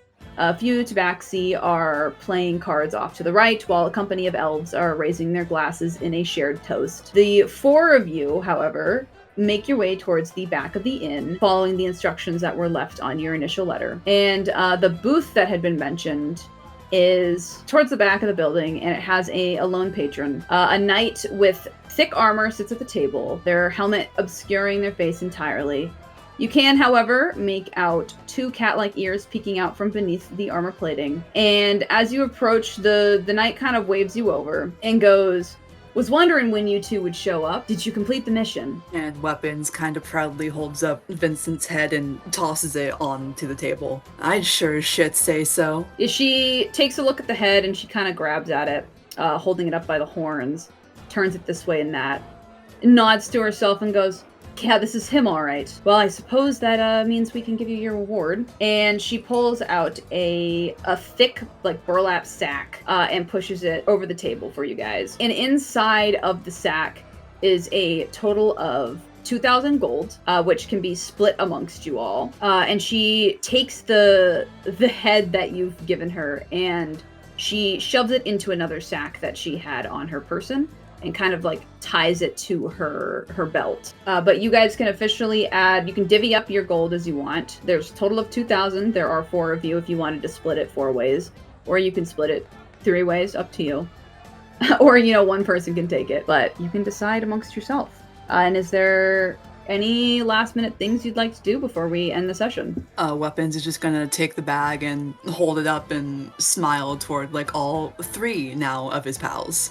He plans to split it evenly. He doesn't really personally care about this girl, but she helped them, so she gets some of the money too. Yeah, and Puzzles is still very happily rambling about their adventures to Maggie. Oh, yeah, she's listening with like a smile on her face.